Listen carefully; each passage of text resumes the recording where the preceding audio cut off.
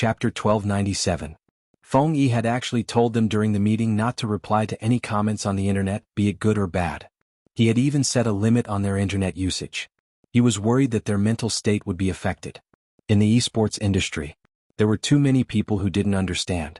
From the disdain in the past to now, there were finally people who wouldn't say that it was just a gamer. Countless people were putting in hard work. There were also people who found substitutes to do live broadcasts. In order to earn money, they formed a model to please the fans. The fans were the father. As time went by, more and more people felt that they had the right to decide what the team should be like. However, some people seemed to have forgotten. This was esports. On the competitive stage, ability was the final word. People in the industry, when they first came into contact with this industry, they didn't see much potential in it. The reason was simple. They loved it. Perhaps it was hard for girls to understand that feeling. Sitting in a dormitory, pushing the opponent's city, playing games until midnight, kicking their friend's chair, taking out their phone to order takeout, chewing on a chicken wing to start another round. Days like this would never come again after they left school. Hence they cherished it. Similarly, they hoped that the team that appeared in their youth could go further. They understood what it meant to support them. To buy a ticket and watch them compete unscrupulously like before, winning and even winning for the country. Not like now, where they fell into anxiety again and again. Every time it was because of some people's love. Was there psychological pressure? Esports players didn't just have psychological pressure. In terms of training hours and computer time, no one could beat them. Simple office workers or students. At most, they would be scolded by their superiors. As for them, they would be attacked by everyone on the internet. They couldn't retaliate, the most they could do was say that they had low standards. Probably no one would care about the lifespan of the industry. Take Yin Weiyao for example. No one knew why he liked to smoke. It could relieve his fatigue and prevent him from worrying too much about his neck. The back of his neck really hurt. When the training was intense, he would sit in front of the computer for 8 to 9 hours. He was also worried that he wouldn't play well during the competition. When the pressure was high, the quality of his sleep was extremely poor. Even now, he would doze off in the day, giving off a feeling that he couldn't wake up. Many people said that it was the aura of the Almighties. He was so lazy that he looked like an otherworldly expert. In fact, they were really sleepy and wanted to sleep whenever they had the time. They had to adjust their mentality by themselves. Lin Feng had originally thought that he would be reprimanded after his rebuttal, so he was prepared. After all, Feng Yi had also called.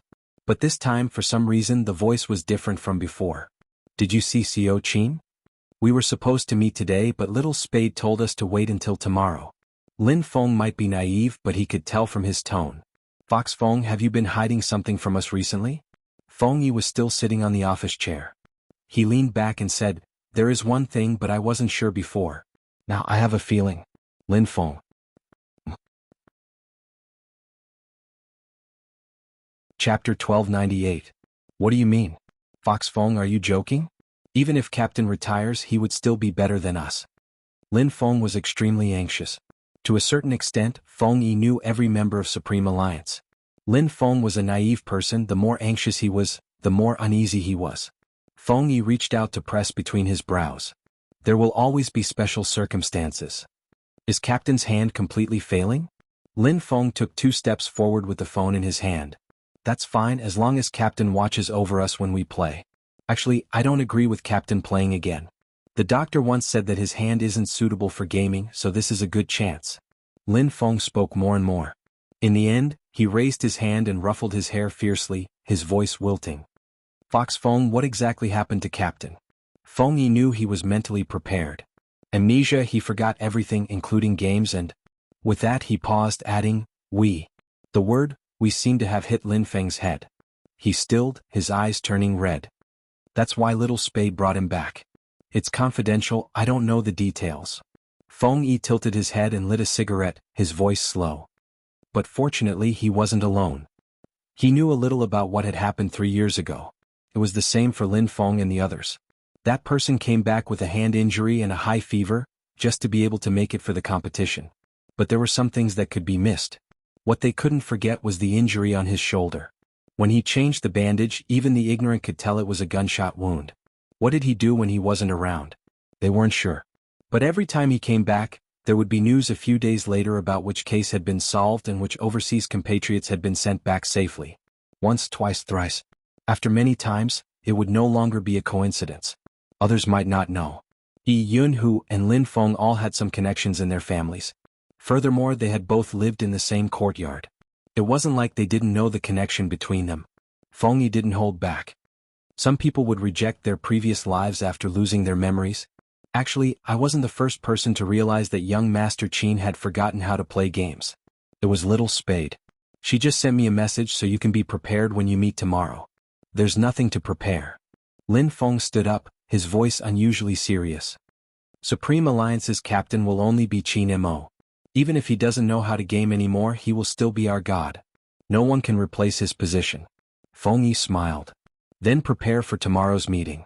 Tell them that you guys should get together before the competition. What about the matter on the internet? Lin Feng coughed lightly. Feng Yi's gaze deepened. I'll handle the public relations and give you a satisfactory answer. From a certain perspective, Feng Yi was also very protective. However, everyone was clear about this. After knowing this, no one would feel good in their hearts.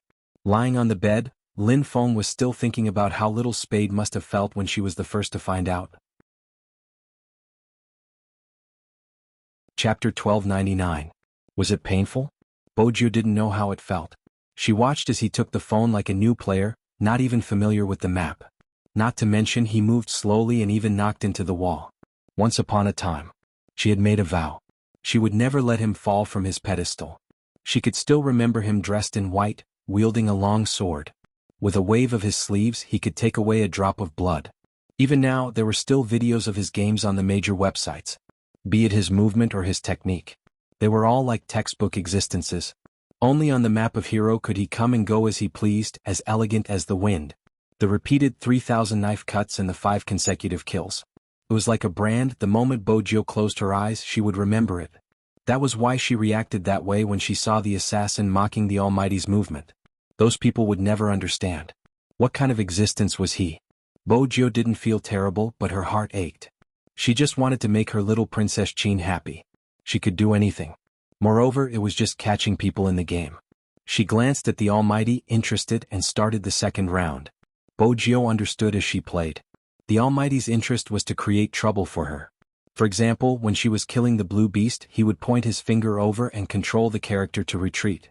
Her previous attacks would be in vain. She wouldn't have enough aggro and would have to pull the monster again. When she killed someone, the Almighty never stopped her. He would even laugh softly beside her ear. So sinister? It's all thanks to Brother Mo's teachings. Bojiu liked to hide in the bushes. She had learned it from the Almighty. Qin Mo placed his chin on her shoulder, listening to the main point. I taught you the game? Partly. Bojiu's eyes lit up. How about this? I'll tell you how you chased me. Qin Mo arched a brow, his voice lazy. I chased you? Of course I can't be the one who chased you, I'm a girl. Bojiu didn't look at Qin Mo when she said this. The little gangster had her guilty moments too. Qin Mo chuckled, leaning over and kissing her ears. I'm glad my sugar daddy still remembers she's a girl. Bojiu, then how did I chase you?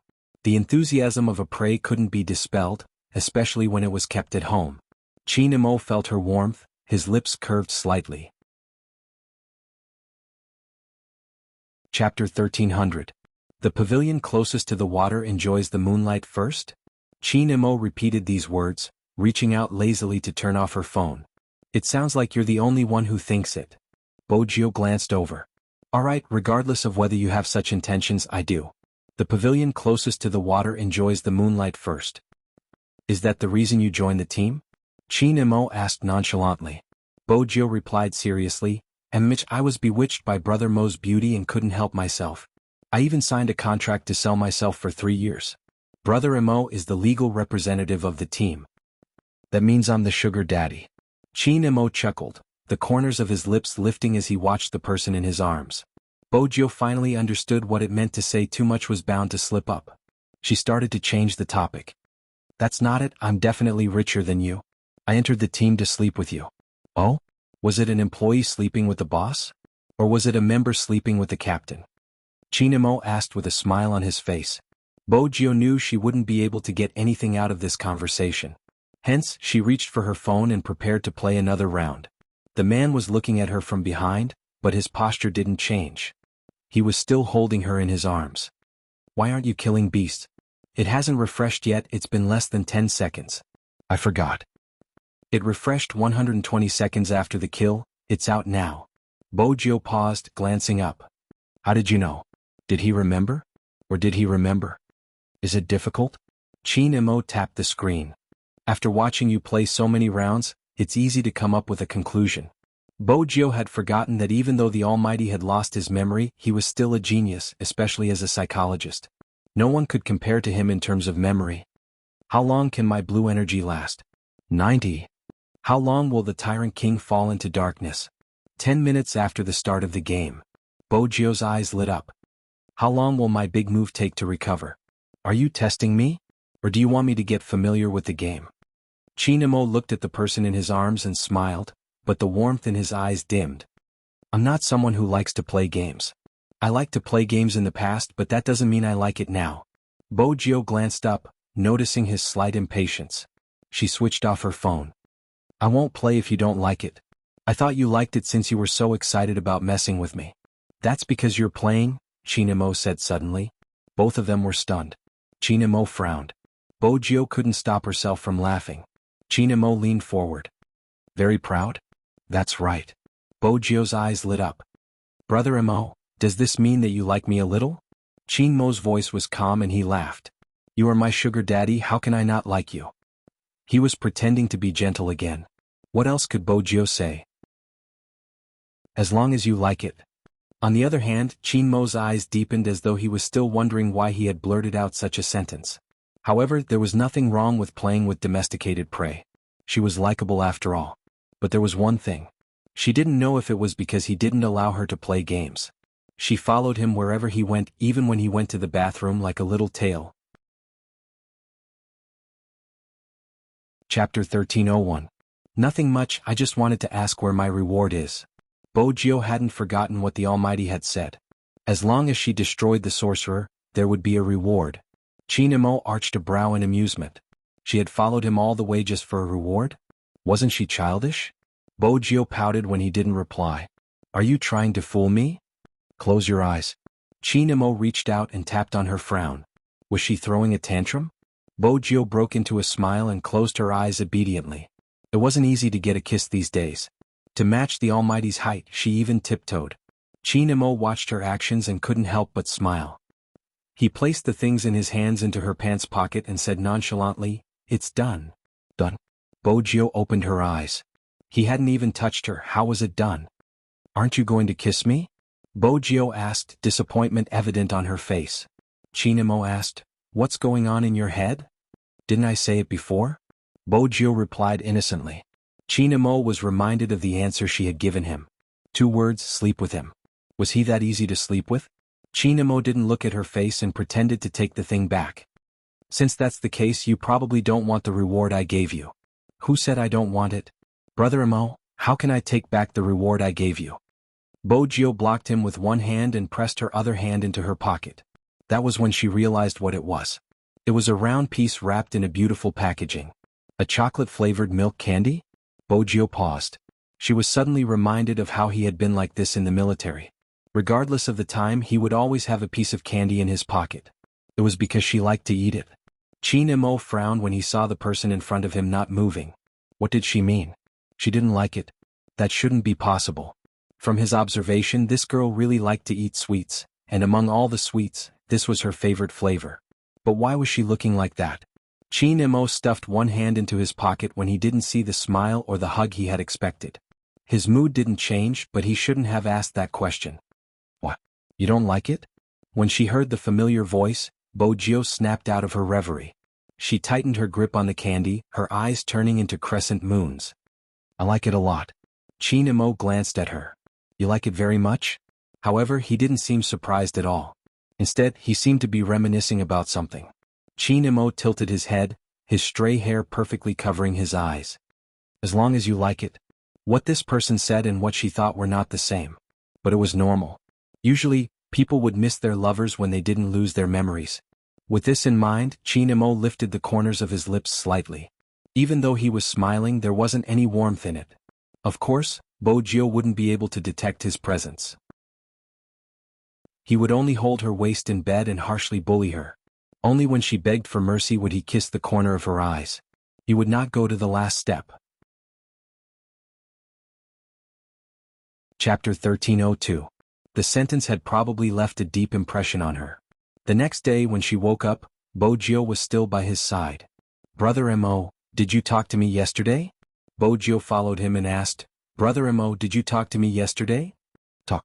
Chin Mo stood by the side of the bed, buttoning his shirt casually. When he heard her words, his well-defined fingers paused in the halo. They were so white that they were almost transparent. "What did you say?" Bojio watched the lazy expression on his face and frowned when she heard his question. Was she muddle-headed from sleep? "You said you're the one beside me now." Chin Mo smiled. "Would I say something like that?" "Indeed, it doesn't seem like something you would say." Other than his poisonous tongue, the Almighty didn't have any sweet nothings. Bojio stood up, stepping onto the floor barefooted. Perhaps she really was muddle-headed from sleep. Unexpectedly, the moment her feet touched the ground, he grabbed the back of her collar and threw her back onto the bed. "Put on your shoes." Just like when they were young, he would always stare at her. Bojio glanced at his face. She bent down and pulled the slippers up. That should be enough. Chin Mo couldn't be bothered with him, heading into the bathroom to wash up. Who knew that the little hooligan would follow behind? When he was squeezing the toothpaste, he didn't even know to roll up his sleeves, wasting his smart face. Bojio noticed the Almighty's gaze and replied calmly, "Brother Mo, the team will be here today, they are all your brothers." Chin Mo squeezed the toothpaste lazily, replying softly, "Ouch. Let's have a gathering then," Bojio said, reaching for the basin. But Chin Mo was one step ahead, grabbing her hand. His toothbrush was still in his mouth, his expression indifferent. He tilted his head slightly, his fingers rolling up her sleeves. Bojio watched the face under the glow. It was handsome and familiar. Perhaps there wasn't any difference. "If you look at me again and recall the past, I'm going to get angry." Bojio couldn't tell if he was joking or sincere. All she knew was that he reached out, pressing the back of her neck towards him, his voice slow. "Don't you know to roll up your sleeves when washing your face? How old are you?" Bojio's ability to take care of herself wasn't very good. Now that her face had been washed, she couldn't help smiling. The Almighty's tone was filled with disappointment. He was just short of adding little Bojio's name in front. Bojio smiled and drank a glass of milk. The Almighty had also poured the milk for her. He had even tested the temperature with his hand before giving it to her. It was becoming more and more like what he had done when he was young. Bojio was delighted. Her good mood lasted until she sent a message to Lin Feng. The naive Lin Feng was still nervous. "Do you think we should bring something over?" Bojio didn't like typing, so she decided to send a voice message. "We don't lack anything at home. Grandfather Butler made a whole roasted lamb. We can sit around the table and talk while we eat. You guys can train here after you're done eating. There are 13 high-end aliens, it's enough for you guys to play together." After hearing this, Lin Feng turned his head away, his expression a little dazed. Yunhu glanced at him. "What? Is it inconvenient for little Spade?" "Very convenient." Lin Feng stood up. "You can go there directly to train, but who would make a whole lamb handcuffed at home?" Chapter 1303. When Lin Feng saw the grandfather butler that Bojio mentioned, he realized that there was really someone who could handcuff a whole lamb at home.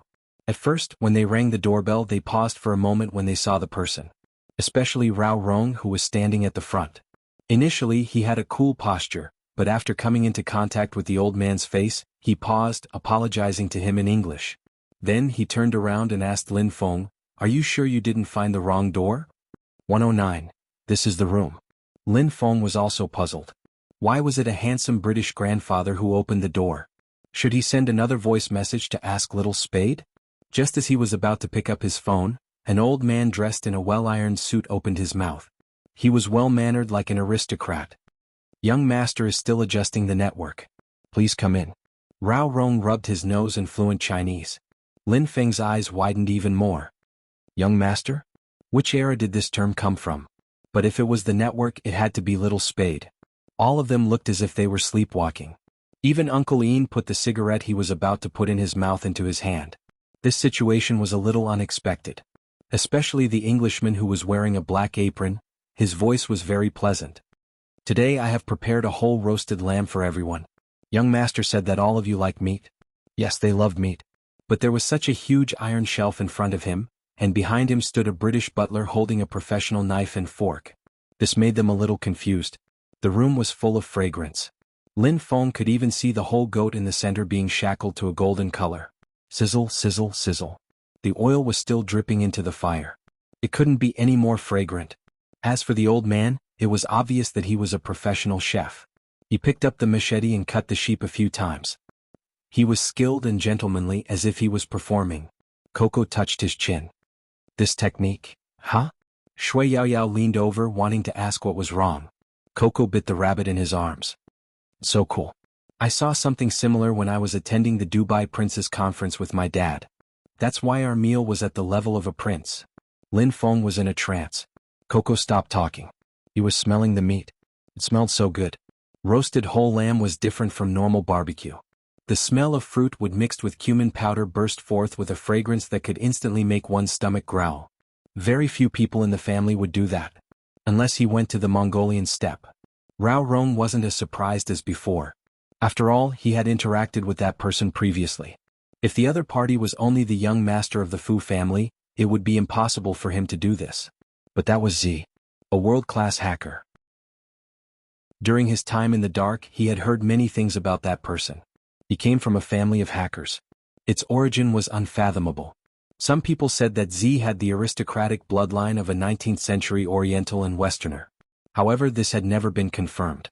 After all, they did not know whether the person was a man or a woman. If he hadn't interacted with Little Spade, he wouldn't have realized she was Z. Now it seemed that he was really too rich. However, he had never understood. Why was Z always in the Fifth Avenue according to the information they had found? But Little Spade was in Jiang City. None of that mattered now. Chapter 1304. Bo Jio was adjusting the network when she heard the commotion downstairs. She grabbed Qin Mo's hand and walked down the stairs. Probably because her hair had been pressed down when she slept last night, a strand of her silver hair was sticking up. Because she was adjusting the network cable, there was a layer of dust on the tip of her nose. She looked rather handsome. The moment she came down, Lin Feng shouted. Lin Feng let out a cry and opened his arms, wanting to hug her. But before his hand could reach her shoulder, Bo Jio stopped him. Swoosh. A poker card flew over and stabbed him in the shoe. He stomped his feet in pain. F***ck, where did this poker card come from? Why did it stab me so? Before Lin Feng could finish his sentence, he was rooted to the ground by Qin Mo's gaze. That gaze was deep and unfathomable. It was casual and without a hint of warmth. Lin Feng stilled, calling out in a probing manner, "Captain." Qin Mo smiled. "Sorry, my hand slipped just now." "Ah-oh." Lin Feng was suddenly at a loss for words. His captain's politeness was so strange. In the past, when he had been disciplining them, he had never apologized to them. It was normal for him to punish them by not allowing them to eat meat. Those who were familiar with him knew that he would only be so polite to outsiders. Were they outsiders now? Just thinking about this made Lin Feng feel a little uncomfortable. However, it was only for a short while. Nothing was more important than his captain's safe return. The naive Lin Feng believed Qin Mo's words cheerfully. He reached over to place his hand on Bo Jio's shoulder. "Little Spade, I brought a dozen beers, isn't it nice?" Swoosh. This time the poker card flew over his head, accurately cutting off his hair. Lin Feng stilled, looking at his captain with a bitter expression. "Did your hand slip again?" "Of course." Qin Mo smiled faintly. "I wanted to stab your hand." Lin Feng turned his head, wanting to complain to his teammates. He hadn't expected Yun Hu to be the only humane one who knew to pull him behind his back. The others only used their gazes to tell him that he deserved it. **ck. What kind of people were they? Little Spade was even worse. She said with a serious face, "Team Flower Lin, I've wanted to tell you for a long time. I have a family now. Don't touch me all the time. My boyfriend won't be happy. Don't touch me so casually in the future." Lin Feng. "You called me brother. When we were drinking erguotu, you put your arm around my shoulder and said that I was a submissive with no threat. I didn't expect you to be such a little spade." With this commotion, the group of people seemed to be the same as before. Uncle Ian was chuckling with a cigarette in his mouth, Coco and Feng Shang were whispering into each other's ears, while Rao Rong and Lin Chintao were adding the finishing touches. They didn't seem uncomfortable at all. Bo Jio displayed her love with a handsome face, her methods a little shameless. Qin Mo sat beside her lazily, his arm resting on the back of the chair. Even though there wasn't any intimacy, one could feel that the two of them were one even now. There was a lot of flirtatious talk in the esports circle. Everyone was talking while eating and drinking, and the whole place was filled with laughter. Shui Yaoyao looked at this group of people, her heart heating up. She really felt good, even though she was covered in scars. Chapter 1305. As a qualified butler, of course the old man sensed the change in Shui Yaoyao's mood. He very considerately passed the napkin over and pushed the dessert forward. He said in a low voice, "This is young master's favorite. Paired with lemon tea, it will improve a lady's mood." Shui Yaoyao's eyes widened in shock at his action. She lifted her head and met the youngster's gentle gaze. Now she finally understood why Her Highness Jiu was so warm. With the old man around, the upbringing was imperceptible. In reality, Shui Yaoyao's thoughts were both right and wrong. If Grandpa Butler knew about this, he would definitely sigh and say with pride and helplessness, "My young master's gentlemanly demeanor is much stronger than the men outside, but I'm clearly teaching her lessons on being a lady." No matter how she looked at it, it was a case of bad upbringing. But in Grandfather Butler's heart, his young lord had always been a rare treasure. That was why he had prepared everything. Lin Feng couldn't help glancing over when he was wiping the cutlery with a white cloth. His posture was so elegant. Where exactly did little Spade poach him from? He was amazing. Lin Feng couldn't hide his words, he would always ask questions directly. Bo Jio chuckled. Grandfather Butler was around when I was young, but I don't have the ability to poach him over. Qin Mo nodded. Who else could it be? Lin Feng was confused. It couldn't be the Fu family, right? Alright. Bo Jio placed the cup in her hand down, changing the topic naturally. Brother Mo's hand is healed. Grandfather Butler performed the surgery and it's very flexible now. It doesn't hurt when he twists his wrist, you don't have to worry anymore. She hadn't told anyone about this news. Now it was released. Everyone at the table was stunned for a moment, and then they unconsciously laughed. They were probably too happy. Boju knew what they were thinking. For the past 3 years he had been competing with an injured hand. For the sake of Supreme Alliance, he had given up his best position as a jungler and couldn't invade the enemy's jungle as he pleased. It was probably because he was worried that his injury would relapse at a crucial moment and he would lose the competition. He knew Supreme Alliance couldn't leave him, hence, even when the doctor told him to rest for 2 years, he didn't listen. Because everyone knew what 2 years meant in the esports circle. In 2 years, those who said they like you would fall in love with other teams. In 2 years, an esports player's golden period might be over. 2 years, Supreme Alliance couldn't wait that long. Hence, be it Lin Feng, Yunhu, or even Feng Yi, they all felt guilty. Countless times, they would think that it would have been great if they could have persevered until that person came back. After realizing that dream, they could have retired. That person would be able to recuperate in peace instead of wasting all of his talent and pride bit by bit like this. Indeed, many people would not understand. How did Feng Yi feel when he saw Spade Z maneuvering the game character and gliding through the wilderness like the wind? It wasn't just the light of Supreme Alliance. At that time he thought, finally, such a shadow has finally appeared. I can make that person come back. Chapter 1306. Yun, who could tell what was hidden in Lin Feng's eyes. That naive guy's first reaction was to send a message to Feng Yi, who was still in the company. Fox Feng, do you know that Captain's hand has recovered? Aha, Captain's hand has recovered.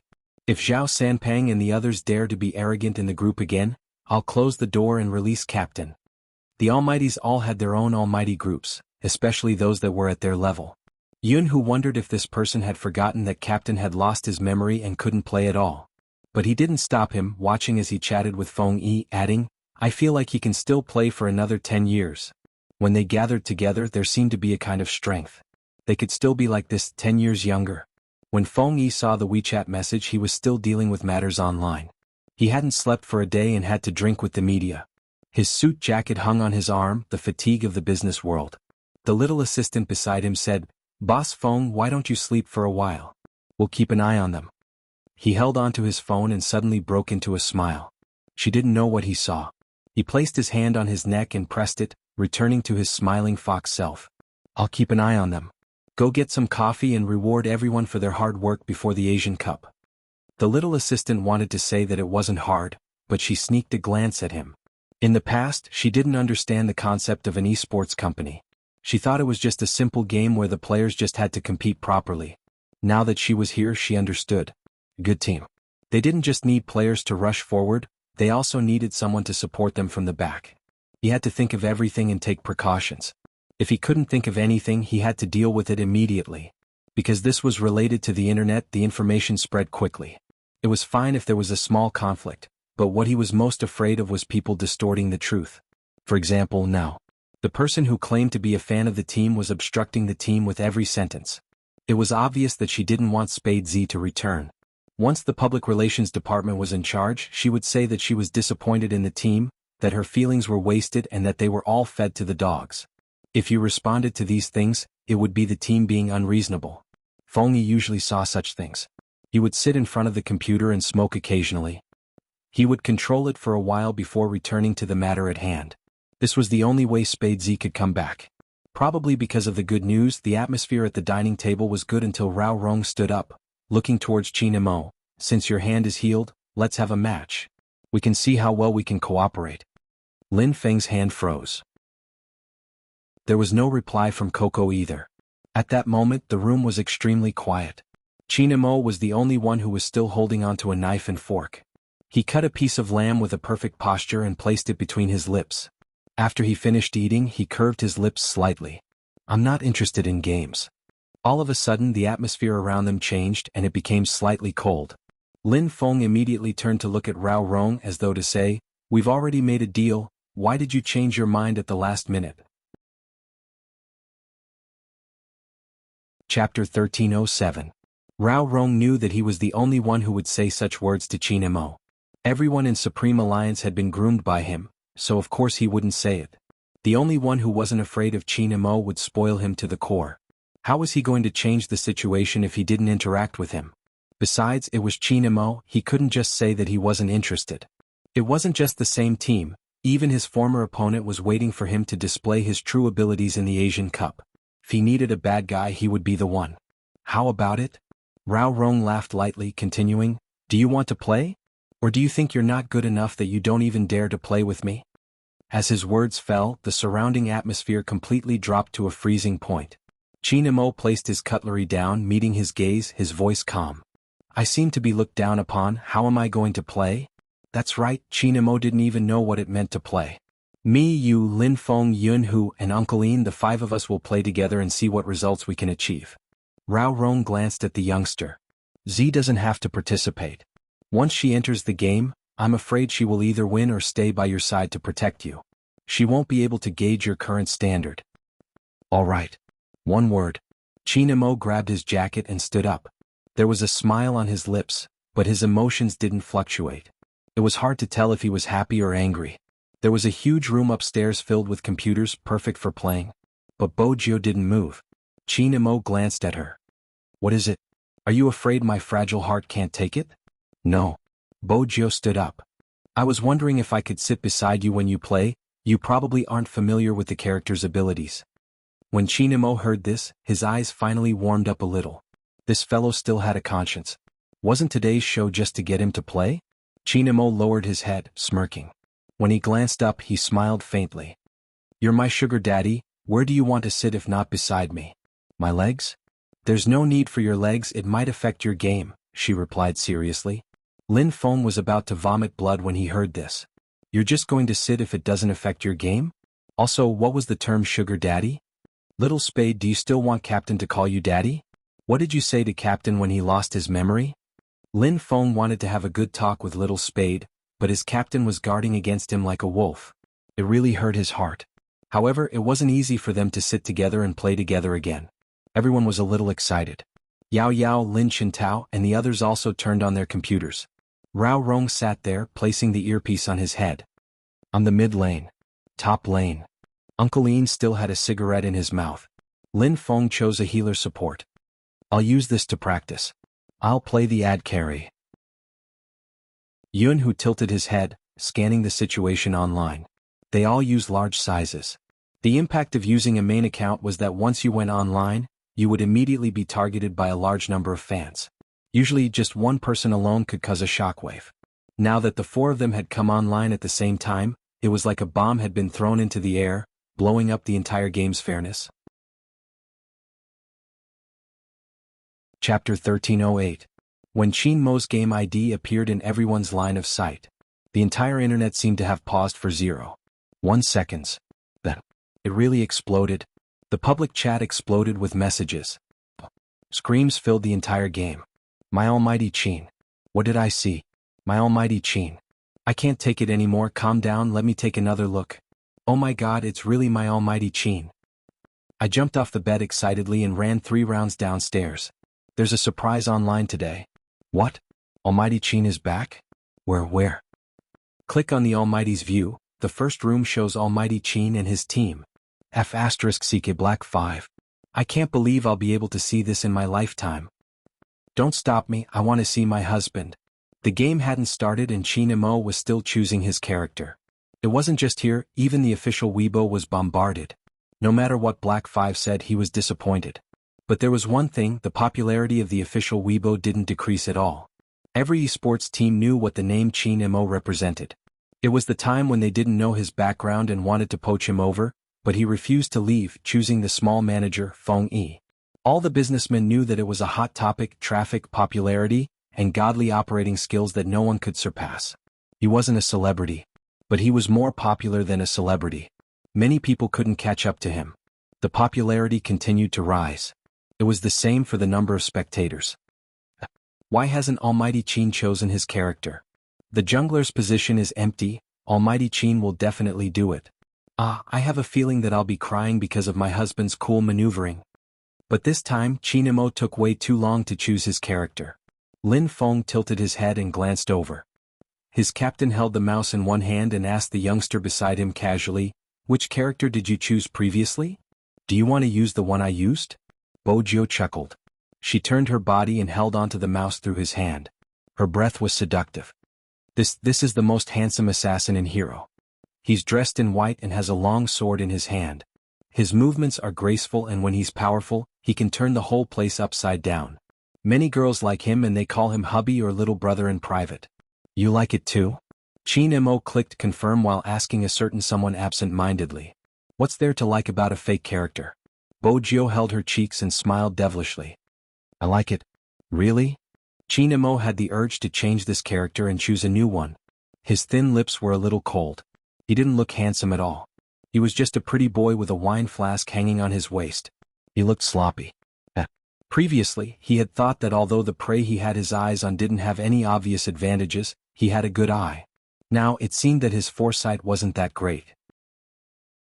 Unexpectedly, before he could finish his thoughts, the youngster's voice came from the other side. The youngster's voice came from the other side of the phone again. Her breath was very close to him as if she was speaking beside his ear. It was hot and ticklish. Brother Mo, you're the best at playing him. Honestly, in the entire game, he's the only one who looks especially handsome when you're playing him.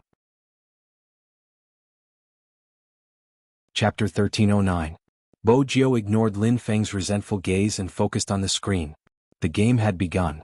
5 seconds later, everyone walked out of the spring including Chin Mo.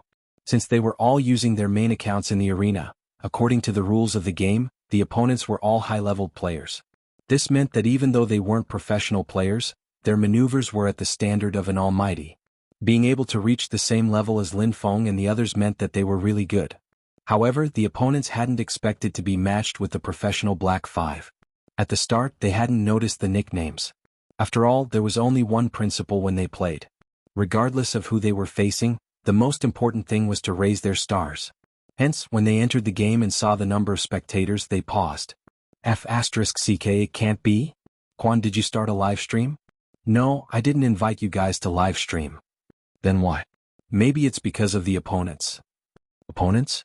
Look at their ID. Supreme Alliance's group? I'm going crazy. What are you going crazy for? Didn't you see the comments online? Chin Mo probably won't be able to participate in the Asian Cup with that hand of his. He probably isn't in a good condition, that's why he hasn't appeared for such a long time. He's such a good team but he didn't follow the wishes of his fans. Quan, from your tone you don't like them? I used to be a fan but now I'm not interested. I do like Supreme Alliance, don't use such a tone. What's wrong with my tone? Supreme Alliance should learn from me, listen to the words of the fans. What's wrong with creating a group? Look at how many I have. That's enough, the game has begun, think about how to play. While they were chatting, everyone went to their respective positions. Quan was also a jungler, using the same character as Qin Mo. He had liked him from the start, but after he started a live stream he had gained fans. He had wanted to gain some popularity, but Supreme Alliance didn't give him any benefits. The more he looked at him, the more he disliked him. He wasn't the only jungler in the world. There should be more people who knew how to play this character. He had only entered the industry a few years earlier and was hyped up by his fans to be a god. If he was given the same opportunity, he wouldn't be bad either. As Quan thought about it, he began to plan something. Didn't they say that he was in a bad state? Then he would make use of this opportunity to test him. If he was really weak, he would only catch him. In reality, Quan was still afraid of Qin Mo's name. It could be said that all his jungling techniques were learned from Qin Mo's videos. But he believed in the principle of the student surpassing the master. As long as they planned it well, coupled with that person's condition, they would be able to make a name for themselves. The more Quan thought about it, the more he felt that it was a good idea. For the sake of future publicity, he even pressed the record button on the top right corner. Their chances of winning this match were not very certain. The few of them couldn't defeat Supreme Alliance. However, it was not impossible to capture only one person. At that time, no matter what the result of the competition was, as long as he released the title of Exploding Almighty Qin, his popularity would naturally follow suit. If the fans were not satisfied, he would apologize again. Chapter 13:10. Someone once said that there were two things in this world that shouldn't be looked at directly: the sun and the human heart. The actions of a black-hearted person were basically the same. In order to gain attention, Quan wasn't aware of how vicious his plan was. The more he thought about it, the more feasible it seemed. His long sword struck the blue buff over and over again, ready to harvest it. But he realized that the buff had been snatched a second earlier. Snatched? Quan's fingers stilled, his entire being riled up. F***ck. His teammates hadn't been aware of the situation. But when they glanced up and saw the white figure, they understood. The buff had been snatched by Almighty Qin. Haha, my heart aches for the assassin. After fighting for so long, my Almighty Qin took everything away with a single strike. Your wilderness is my home. I'm not saying this for nothing. Stealing the blue buff right off the bat, it's indeed Almighty Qin's style. The public chat was full of praise. It was a slap to Quan's face. He had wanted to crush Qin Mo, but the moment he entered the arena, he was going to be crushed. Lin Feng was puzzled. Didn't Captain lose his memory and was unable to play? How did he manage to steal the blue buff? In a high-level match, everyone knew that it wasn't easy to steal mana, unless you could accurately calculate the HP of the blue buff. After all, the opponent wasn't an idiot. It would be too easy to steal mana just because you said so. What happened? Lin Feng asked Bojio. Little Spade, are you lying to us? Actually, Captain is still good at playing, he just doesn't flaunt it. He used to be like that too. Bojio remained silent. Yunhu spoke up. Lin Feng, Almighty Lin, please look at this weak ADC. You're a support, why are you looking at the assassin instead of me? The moment Yunhu finished his sentence, he blocked the opponent's top laner between the walls. With a ferocious attack, the opponent fled back to the tower. The spectators were from Supreme Alliance's side, hence, they could hear their conversation. Lin Feng's lips twitched. How are you weak? If you're more serious, you can even kill the top laner. That's right, that's right. Almighty Yun, you're so weak that the opponent's top laner is starting to doubt his life. The fans immediately followed suit. What do you guys know? God Yun is acting like a spoiled child. How can an ad carry leave his support? So gay. Sai, even a straight man like me is about to become gay. Shui Yaoyao looked at the words on the public screen and wanted to laugh. These fans were too cute. There was probably only one person who couldn't laugh. It was Coco. He knew his captain's maneuvers the best. That person used to sit casually in front of the computer, smoking while controlling the character to move forward nimbly. Wherever he went, not even a blade of grass would grow. After killing the wild, he still had the time to stretch out his hand to press down on his own neck. His positioning was so awesome that it was dazzling. But now, although he successfully stole the opponent's wild monster, he also plundered a lot of money. However, whether it was in terms of positioning or maneuvering, they were all too slow. It wasn't like him. The others in the team didn't notice because they were also playing the game. As a spectator, all of his attention was locked on his captain. The more he watched, the tighter he bit the rabbit ears in his arms. His heart trembled slightly. Even the air he exhaled was cold. Little Spade wasn't lying. Chapter 13:11. Coco tilted his head, glancing towards her. Little Spade must have noticed the problem. But why wasn't there any emotion on her face? She just sat there, a smile hanging on her lips as she watched her captain maneuver his character. Occasionally she would overhear their conversation. What's his big move? He can seduce people, he's a tank. Does he have high HP? MMH. If we don't kill him, we still have to find a pushover. The last sentence was from their captain, his voice calm as though he was teaching on the spot. Little Spade held her chin, her words unscrupulous. MMH will find a pushover. Coco. These two are really... Coco didn't manage to express his sorrow, it was washed away by the shameless display of affection. On the other hand, Rao Rong, who was in the middle lane, paused. He switched to the small map and zoomed in, taking in the entire wilderness. Because he had to face an enemy, he didn't take a closer look at Qin Mo's movements. But one thing was obvious. Qin Mo's farming speed, it was so slow that Rao Rong's fingers paused. Any assassin in their profession would have cleared all the beasts in their own wilderness by now. Not to mention Qin Mo, who was faster than everyone else in terms of farming speed. It wasn't just because of his positioning, but also because he was clear about the intervals between the appearance of the beasts and the recovery time of his skills. In the entire circle, he was the only one who could use them flexibly. The title of MVP wasn't just for show. When he was farming, he could use his skills to walk. Anyone who played this game knew that money determined equipment and equipment determined your damage. The person who could farm the money the fastest would have the highest damage. That way they would be able to finish off their opponent with one set of skills. Hence, time was extremely important in this game.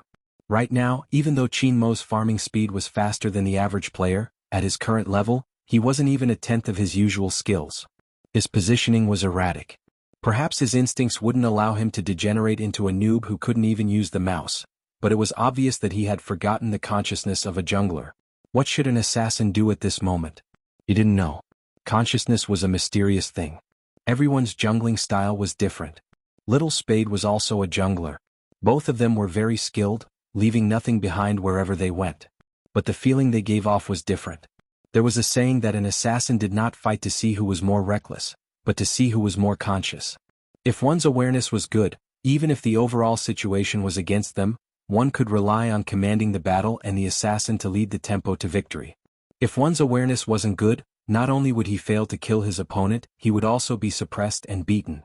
Especially in a high-end game like this. The moment Rao Rong had this thought, a figure appeared at the river in the jungle. It was the enemy's assassin. His fingers paused. He had wanted to immediately go over to help. A good mid laner would be able to coordinate with the mid laner. Not to mention Rao Rong, who had the nickname of Team Control. However, he seemed to have thought of something. He didn't move.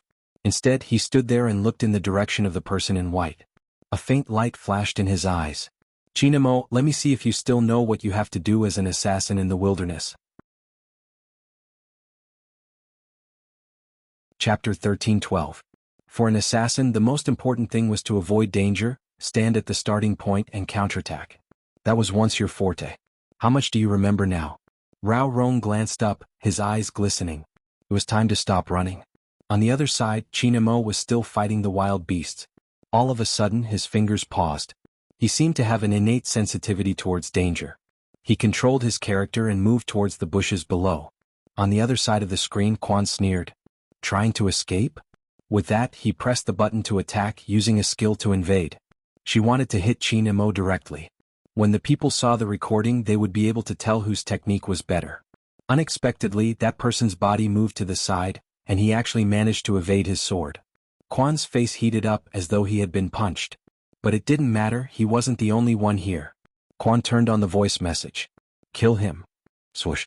Another person's figure appeared as well. Unexpectedly, after Qin Mo blocked Rao Rong's attack, he shifted, his long sword by his side, temporarily leaving the enemy's line of sight. Even the second person that charged over wasn't able to catch him. But this time it wasn't to snatch the beasts. He was killing. Because the third person had appeared. The control sorcerer. With a turn of his body, he stunned the hero that Qin Mo was controlling. This was the first time Qin Mo saw this character, hence he wasn't sure of its attributes. He had assumed he could use the skill to shift back, but the opponent's control was marked, leaving him no room to dodge. Quan saw that Qin Mo was frozen, his smile widening. He repeated, kill him. The tank followed up with a beheading skill. In an instant, Qin Mo's HP was low. He tilted, about to enter the defense tower. Quan chased after him, using a big move to take him away. But at that moment, Qin Mo turned around and raised his long sword. With 3 swishing sounds, the silver light fell. Hound, who was at full health, lost half of it. Quan retracted his hand in shock. Qin Mo hadn't escaped. But he wouldn't be able to live either. That person had set up an electric formation for him before he died. Quan shrieked in fear. "Save me." The support at the side quickly cast a heal, taking advantage of his last breath to heal him. That was how he managed to escape death. There weren't 3 of them, there were 4. 4 of them to capture a jungler? Did they not care about anything else? What kind of strategy was this? Soon Quan gave his answer. Afraid that no one could hear him, he typed a string of words on the public chat. "Almighty Qin? Almighty? Almighty Qin, if you're old, you should retire early. Don't always use your hand injury as an excuse. If you can't even beat me, why are you participating in the Asian Cup? If I were you, I would give the newbies a chance so that they won't be able to perform well and affect their reputation. You might even drag the Supreme Alliance down with you. Let me make this clear, I don't mean to insult you. Your fans are too scary, so don't come and tear me apart, hee. This was undoubtedly a challenge. Important. Everyone who saw this understood why the other side had sent 4 people to catch a jungler.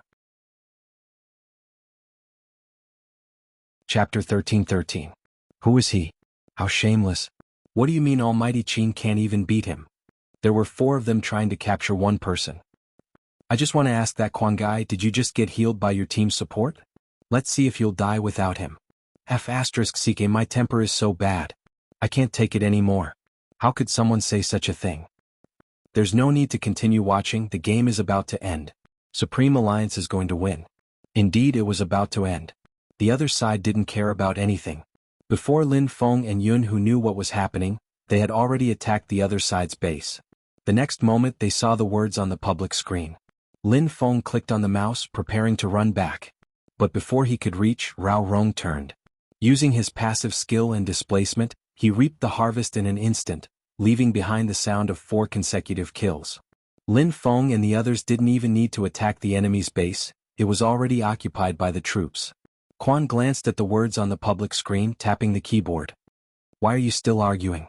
Didn't we agree to not argue? Qin fans are said to have high standards, but why can't I tell? Even though we lost, we were able to torture our almighty Qin. That's good enough. *CKU. Lin Feng really didn't care about anything else and directly cursed in the game. In that instant, Rao Rong regretted it. He hadn't expected such a person. By the time he reacted, it was already too late. But it was already done. Bo Jio knew Rao Rong's method wasn't wrong. The Almighty's maneuvers were much better than when he had watched her play yesterday. But there wasn't enough time. He hadn't even understood some of the opponent's skills. There were 4 of them and every move was targeted at him. If it was the old him, Bo Jio shifted her gaze, landing on his handsome side profile. This was the first time she felt her throat tighten. It was so tight that it felt as though something was about to spill out. The atmosphere in the computer room was at its lowest point. Qin Mo waved his hand, seemingly emotionless. He glanced down at the mouse he had been holding before glancing up at the character lying in the game. There was a moment of pause. The indignation in his heart was too familiar. It was so familiar, as though he had experienced it before. Lin Feng couldn't suppress his anger at all. Everyone knew that this wasn't the time to curse. Once a public figure cursed, there would be a lot of negative news. Even if you didn't do anything wrong. Some passers-by would also wonder why he had such an image. Not to mention those who didn't like him in the first place. They would seize this opportunity to add fuel to the fire. Quan was such a person. The moment he heard Lin Feng curse, he exclaimed, "That's scary, why are the Almighties of Supreme Alliance cursing?" Enough. It was his teammates who stopped him. After all, it was not right to speak like this. Quan didn't think that he had done anything wrong. After all, he was already dead and the crystal base was almost gone. He seized the time to say one last sentence. If you don't know how to jungler, then don't. If your hand speed can't keep up, then leave quickly. As soon as he finished speaking, the crystal completely exploded, and the screen was filled with silver flowers that scattered everywhere. They had clearly won, but no one could be happy. At this moment. Chapter 13:14. Bo Jio, who had been silent the entire time, placed the keyboard down, her silver hair swaying slightly as she logged into the game. Her typing speed had always been fast. Before they could exit the game, Bo Jiao had already logged into the game. Shui Yaoyao watched the clean face. Shui Yaoyao looked at that fair face. From the beginning to the end, Highness Jiao didn't seem to say a word. Indeed, she hadn't. Even her eyes were dark and emotionless. But that was it. The audience stilled. They had never seen such a little spade before. They really had never seen such a person. Bo Jiao didn't waste any time, starting the battle and inviting people. She used a small account and had a medium level. Quan wasn't interested and was about to reject when a message appeared on the screen. A message appeared on the screen. What? Didn't you say that you were good? I'm just a fan of Almighty Qin and my level isn't high. You don't even dare to accept my challenge? In order to attract more fans, Quan had already started the live stream. This meant that everyone could see it. Quan glanced at the opponent's level. He was 2 levels lower than him and wouldn't have a problem fighting him. He had an entire set of critical hit stats.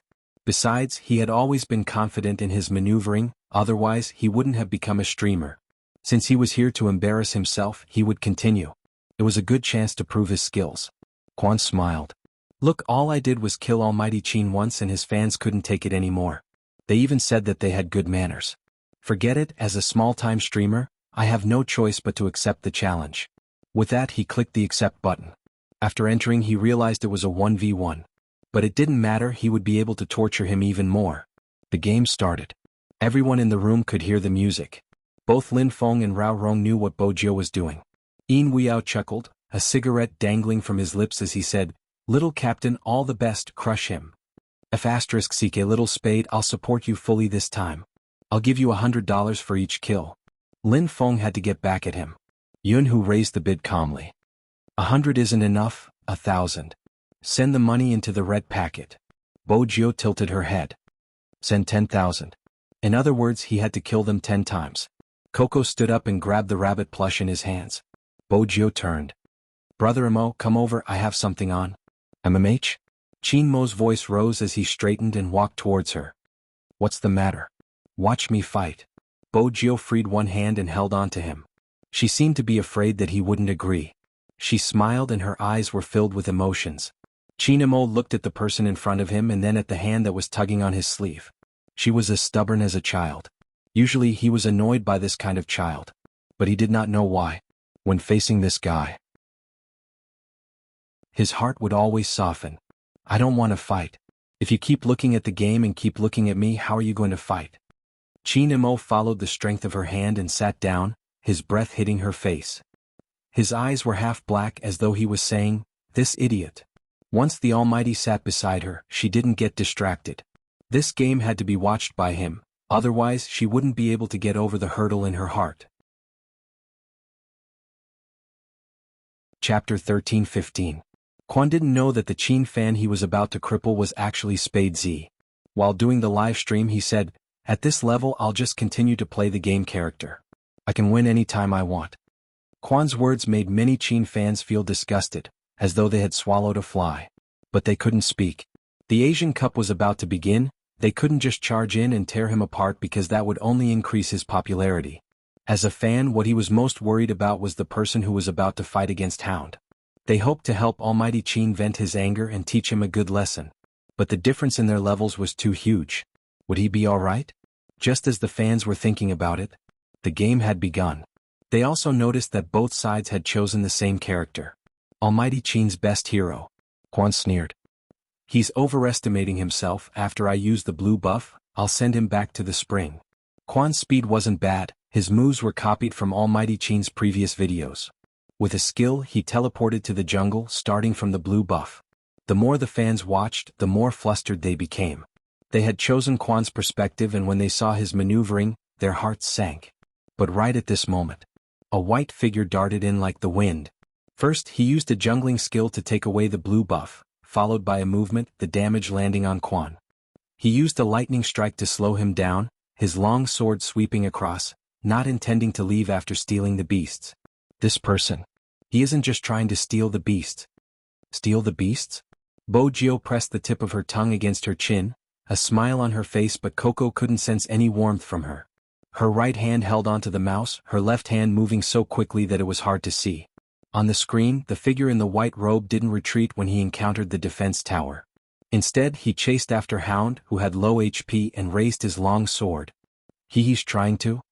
A tower kill? Isn't it too early? Is he going to trade a life for a life? Quan hadn't expected this person to be so fierce. He turned around and cast a movement speed debuff on his opponent, intending to use a sliver of his HP to counterattack.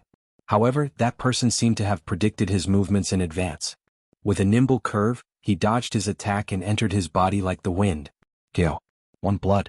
Listening to the exciting sound effects, the fans watching the live broadcast all widened their eyes. Quan was so angry that he blurted out, "You can't escape either."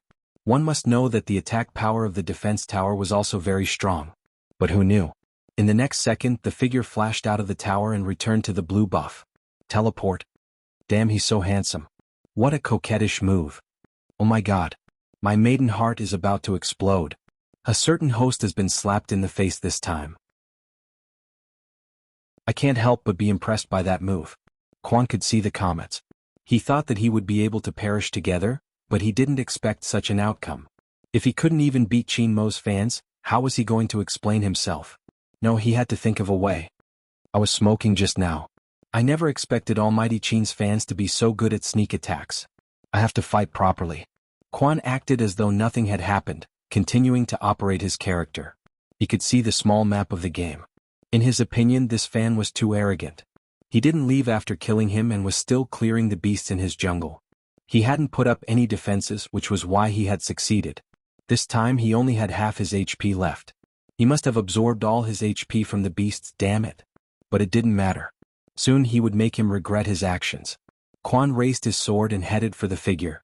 The fans couldn't help but shout, "Danger!" The figure, who was still killing the beasts, didn't seem to notice them as he continued to slash the beasts with his sword. Once, twice, thrice. Everyone's hearts were in their throats. They couldn't even bear to see the figure being killed. But in the next second, the entire livestream room seemed to have frozen. They watched as the figure swung his sword in a reverse grip on the third time.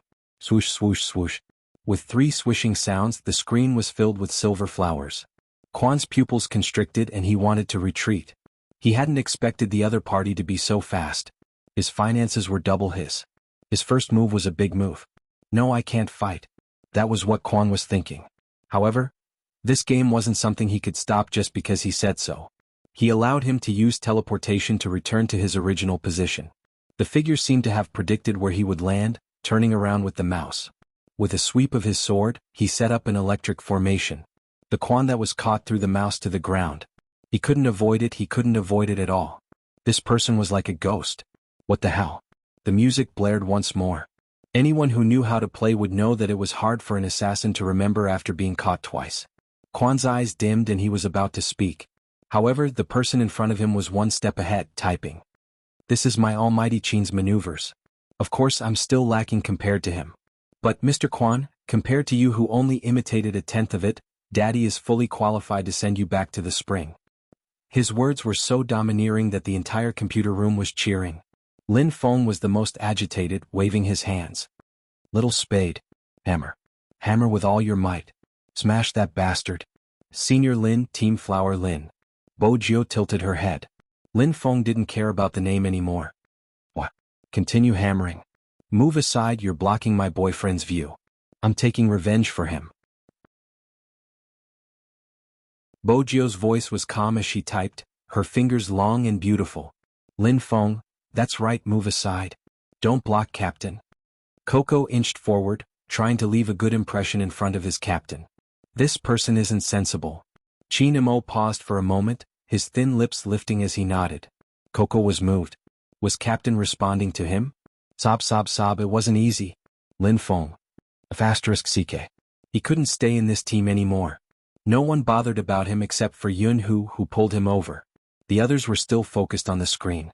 As a live streamer, it was impossible for Quan not to react. Who are you calling an imposter? You just killed him twice and you're making things up? Everyone is playing the same hero and has the same skills, why would I need to imitate anyone? Bojo didn't forget to reply. Whether it's an imposter or not, everyone can tell from his attire. Don't you have any idea? Also, you said I only killed you twice?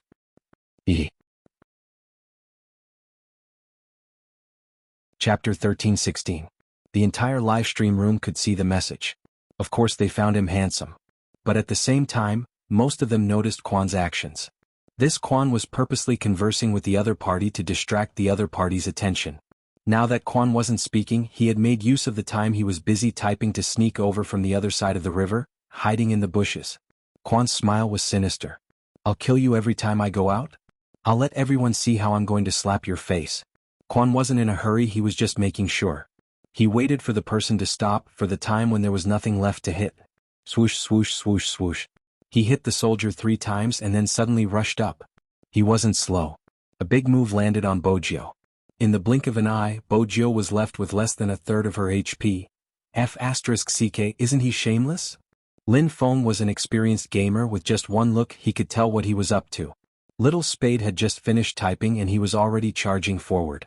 It was obviously a dirty move. Everyone assumed the person was going to die. They couldn't see the youngster in front of the computer moving her right hand swiftly back and forth, drawing a letter on the mouse pad. See? But it was precisely this kind of movement that allowed her in-game character to perfectly evade all of the opponent's attacks. Kwan was taken aback by the back-and-forth movement. He had wanted to predict his opponent's movements, but now he couldn't. Unexpectedly, the person seemed to be escaping. Escaping? That would be easy. Kwan chuckled as he charged forward once more, about to catch up. Unexpectedly, the person dodged to the left, entering the defense tower.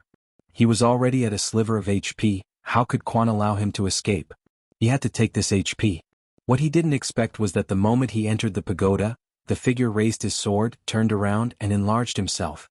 **CK. That was Kwan's first reaction.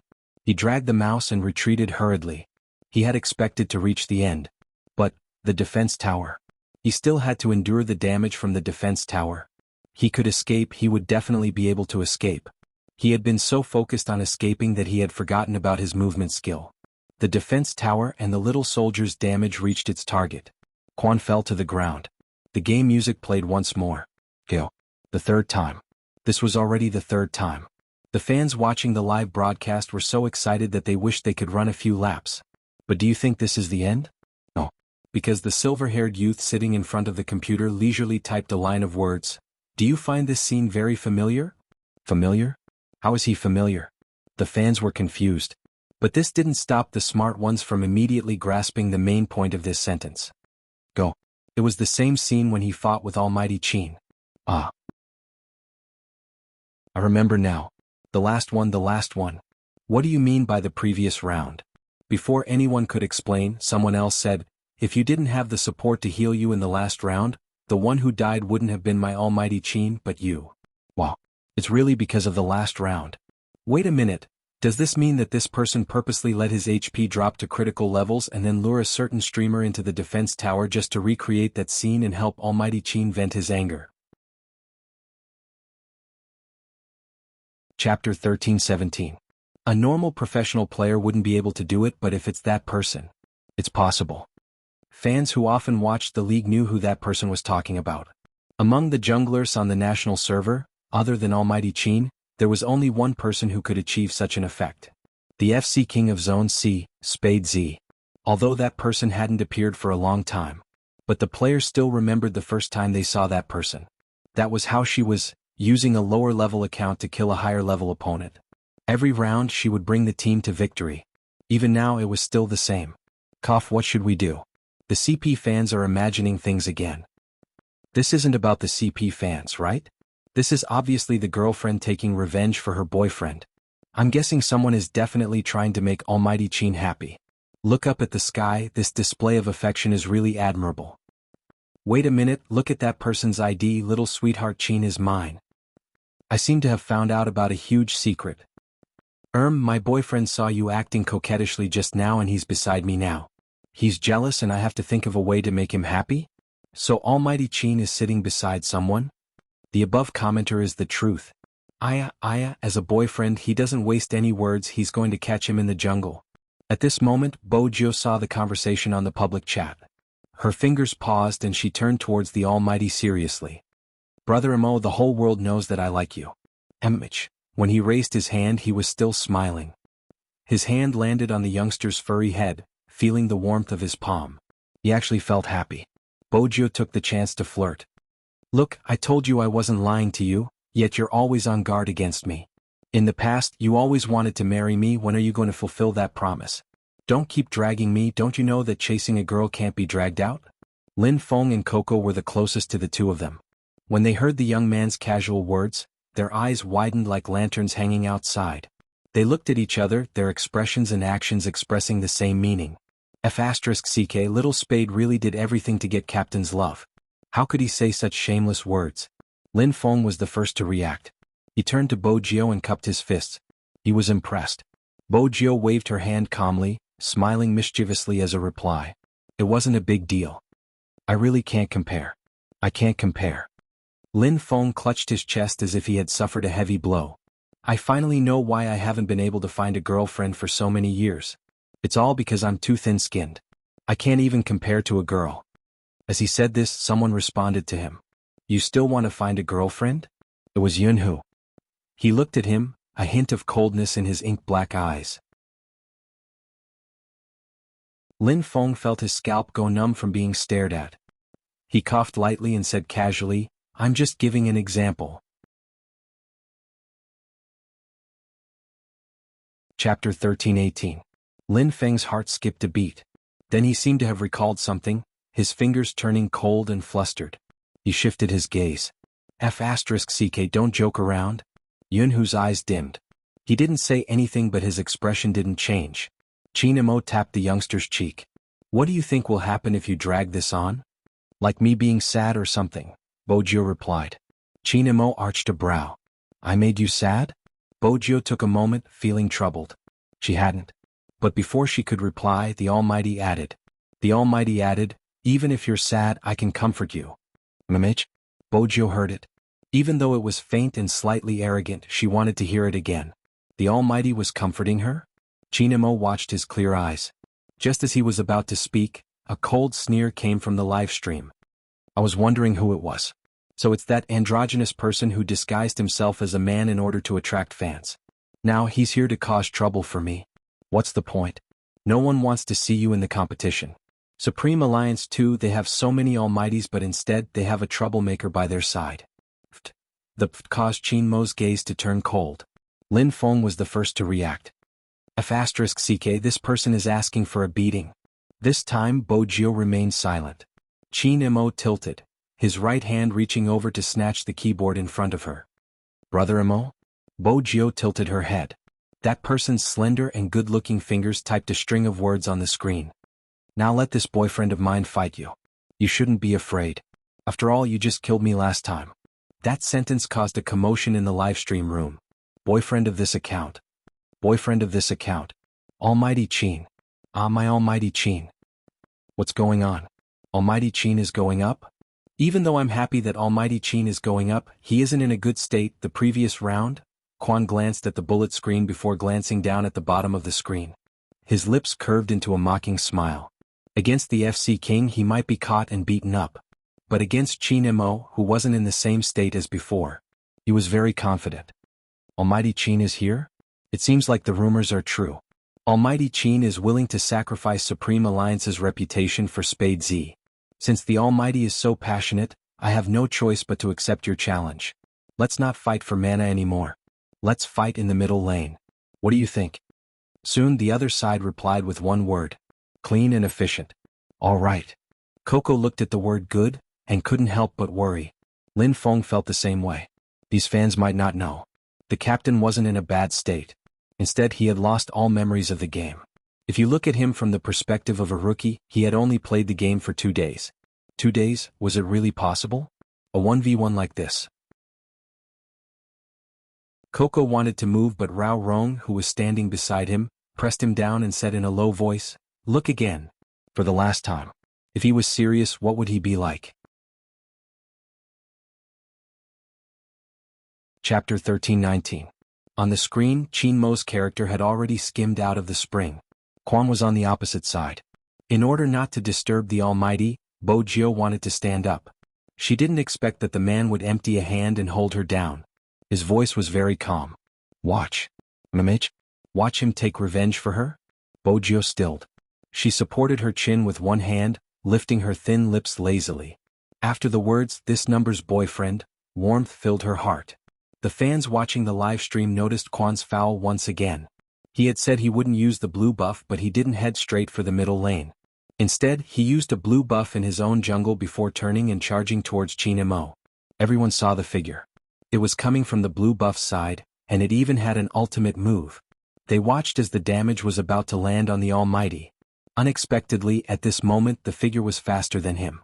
With a movement technique, he retreated to the bottom of the tower with his long sword. Missed. It was obvious that Quan had missed his big move. He couldn't accept it, mocking the beasts by the grass. "Almighty Qin? Why did you retreat to the bottom of the tower? How are you going to fight if you don't come out? Don't tell me he's scared?" The moment he finished his sentence, a silver light flashed across the screen. Everyone watched as a silver light flashed across the screen. In the blink of an eye, it had landed on Hound's body. The electric circle had taken away a quarter of Hound's health. "Ha, you want to kill me in your current state?" After Quan was slowed down, he flipped his hand and gave Qin Mo another big move, his tone smug. "You fell for it, old man." This time the damage was very high. Almost all the sword lights hit Qin Mo's body. Lin Feng clenched his fists, wishing he could join the fight himself. Coco pinched the fluffy bunny in his arms. The fans watching the match did not dare to look at this scene. After all, it wasn't possible for the Almighty to do such a thing. When had he ever been suppressed by someone? Everyone still remembered that even if his hand was injured, as long as he picked up the assassin, he would be able to fight 1 against 3 in the later stages. But now, he had made an obvious mistake in such a simple judgment. That's it. End your esports career. It's time to give the opportunity to us newbies who haven't been able to stand out. Quan laughed sinisterly as he raised his sword and was about to chase after the white figure in front of him and kill him. Everyone thought that Almighty Qin was dead for sure. But at this moment, the people who were watching from the dog's point of view only felt that the person in front of them had disappeared in an instant.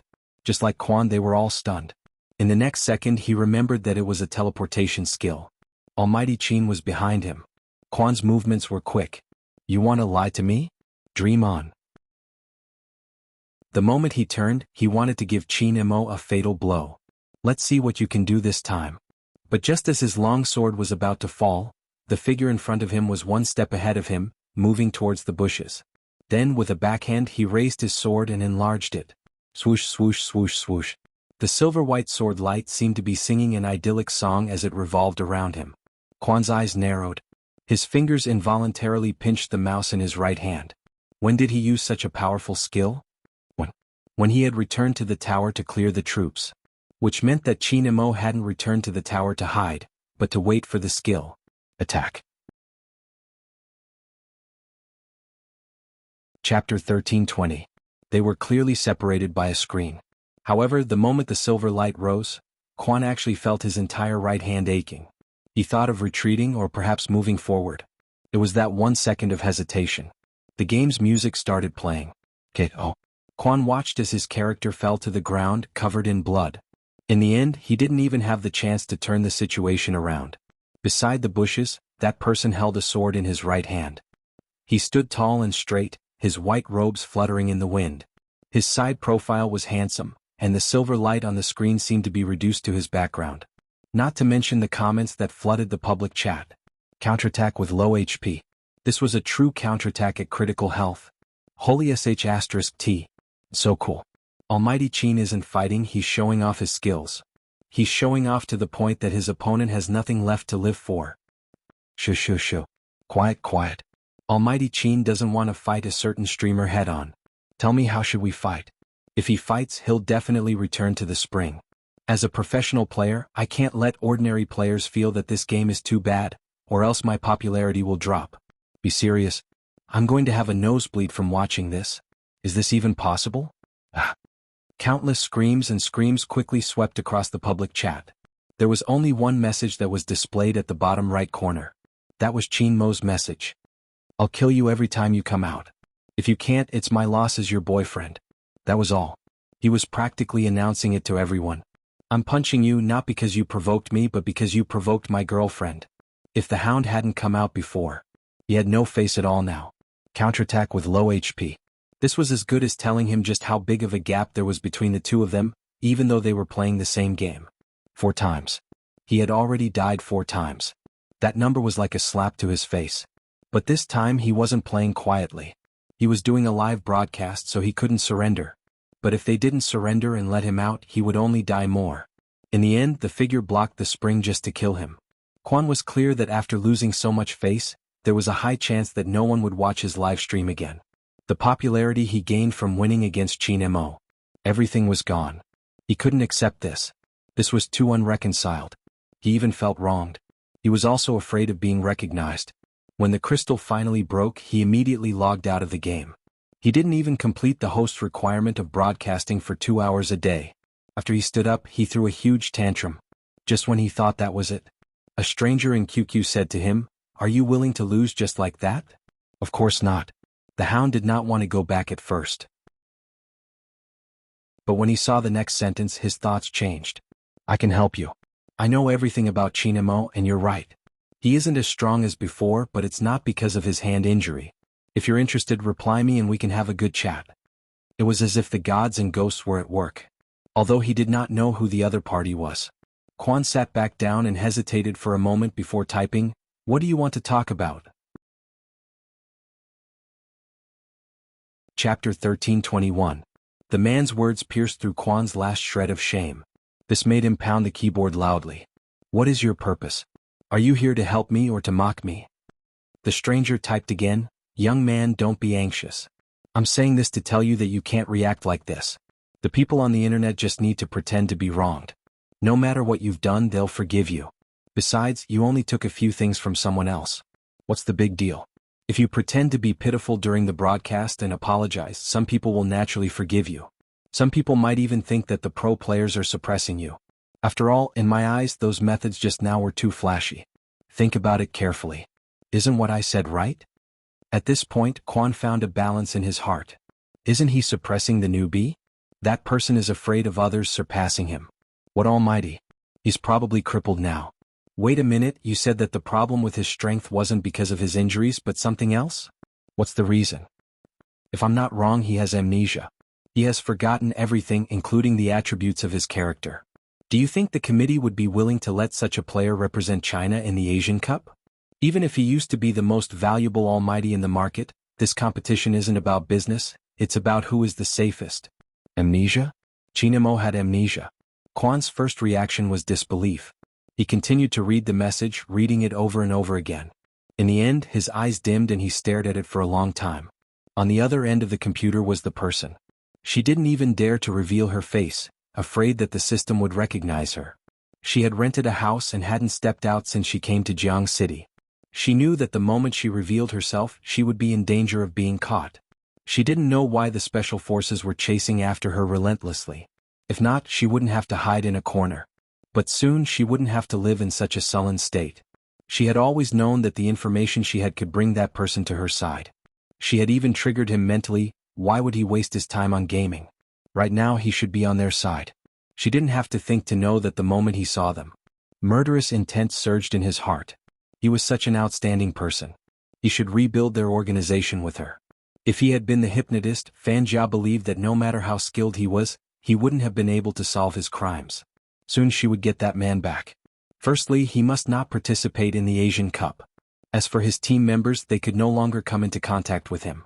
If this news was released, it would definitely cause some disintegration no matter which side it was. Fan Jia had seen the Qin Group's PR, it was indeed good. But how could they do PR for such a thing? She had wanted to send this message the moment she arrived in Jiang City. But Fan Jia knew that someone had to follow up on this. She couldn't just expose herself like this. Now there was such a person. Chapter 13:22. No one in the engine room knew what they were about to face. It was the most basic kind of courage. Seeing Qin Mo smash into pieces, his heart was filled with joy. Bojo was happy too. After all, the Almighty had admitted to the entire server that he was her boyfriend. He had even admitted it 3 times. Rao Rong stood there deep in thought. How did you get your maneuvers? Wasn't it just a casual game? Qin Mo asked casually, his brows arched. Casual game? Rao Rong paused, breaking into a smile. You are really... Sometimes he had to acknowledge the existence of a genius. Then why didn't you make any predictions during the previous match? Chinamo glanced up looking lazy. I haven't seen that character. It happened in an instant. Everyone in the engine room stilled, turning to ask, Captain didn't play the game after you came back? That wasn't possible. Wasn't there a video online about little Secretary Chin being my wife? He played the opening, I played the rest while he watched from the side. But I didn't have any controls in the 2 matches I played yesterday. That was why Captain hadn't predicted his opponent's skills. That was because he only knew a few characters in the game. In other words, as long as he familiarized himself with all the characters, he would be able to regain his previous abilities. Of course, there was also his familiarity with the keyboard and mouse. The latter wasn't the most important. Because in that match just now they had discovered something. Even though he had lost his memory, Captain's body still remembered, instinctively executing the most precise maneuvers. This wasn't related to intelligence. It had been 3 years. He had been training every single day for the past 3 years. While everyone said he was talented, they couldn't see the calluses between his slender fingers and the lack of rest in his neck. They were afraid of falling sick in their line of work. They didn't dare to get sick. Especially when it was time for the competition, they were afraid it would affect their condition. He smoked more fiercely than the average person. Perhaps it was because of these sacrifices that others couldn't see that he had walked out and become the carry that every boy liked, the strongest jungler in the entire game. With such a past. In that instant he didn't have to be afraid of anything. Now he just needed time. Lin Feng was the most excited. Let's start today. Let Captain use all the game characters once.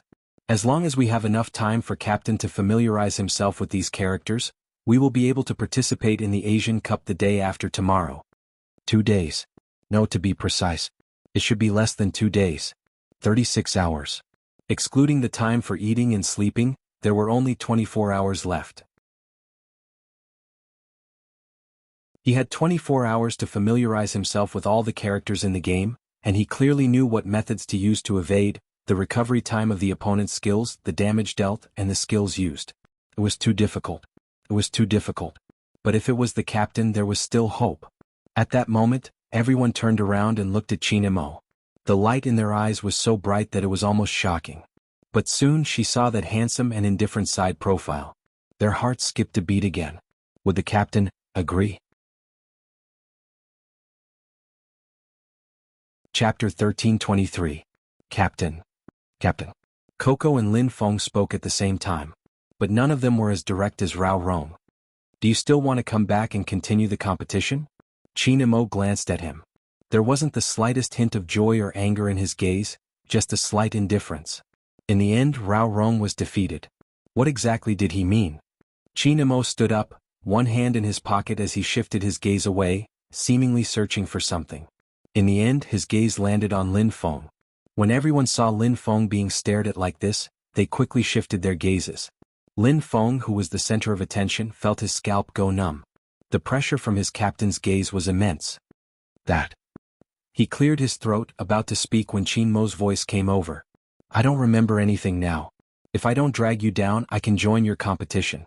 But as a condition, I'm curious about one thing. Chinmo's voice drifted over, sounding lazy and black-bellied. I don't remember anything now. What is it? Lin Feng was a little frightened. Why did the captain look at him when he was curious? It couldn't be that he saw him in a different light, right? That was this person. Before Lin Feng could think of anything else, Chinamo had already raised his left hand, tapping the top of Bojio's head. She has always been telling me that we are dating, that I was the one who chased her and that she was the one who insisted on marrying me. I really want to hear the real story. In an instant, Lin Feng had reached their captain's point.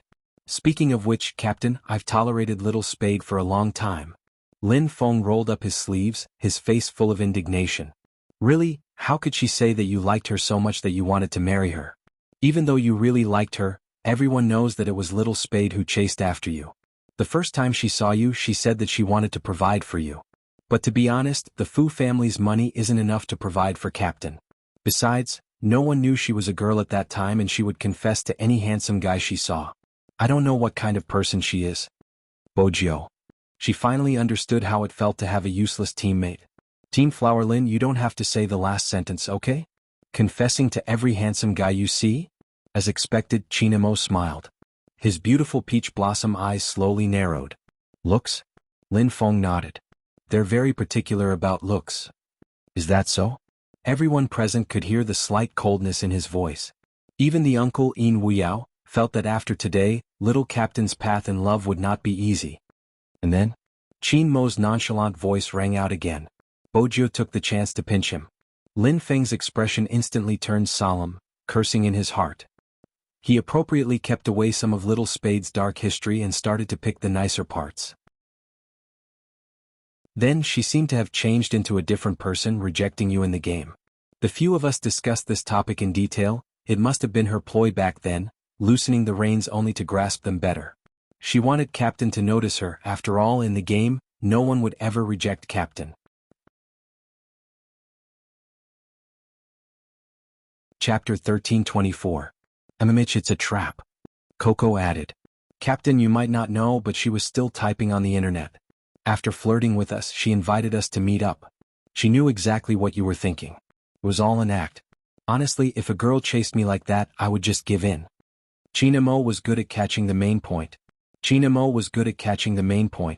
So, she was indeed the one who chased me. Of course. How could someone like their captain chase someone? Even if he was interested in Little Spade, he would lure her to chase him. But Captain Flower Lin said that you really like Little Spade. No, you like her very much. You might not know, but when we saw you interacting with someone on your official Weibo, we were all stunned. We tagged you so many times, but you never replied. At this point, Coco's eyes turned bitter again. But at this moment, Qin Mo wasn't concerned about it anymore. Instead, he was concerned about what Lin Feng had said. Lin Feng noticed that his captain was looking at him again, so he immediately asked, Captain, can we continue playing now? Wait. Qin Mo tilted his head, reaching out to grab a certain someone who was about to sit down. He didn't look at her. Instead, he said to everyone present, we need some private time. After saying that, he took the man away. In the computer room, the Supreme Alliance members looked at each other, then their gazes landed on Lin Feng again. Lin Feng had received too much attention that day. The naive and innocent him didn't understand, so he scratched the back of his head. Why are you all looking at me like that?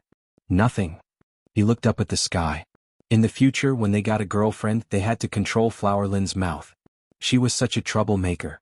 Grandfather Butler watched from the side, his fingers supporting his forehead, shaking his head helplessly. His movements were elegant.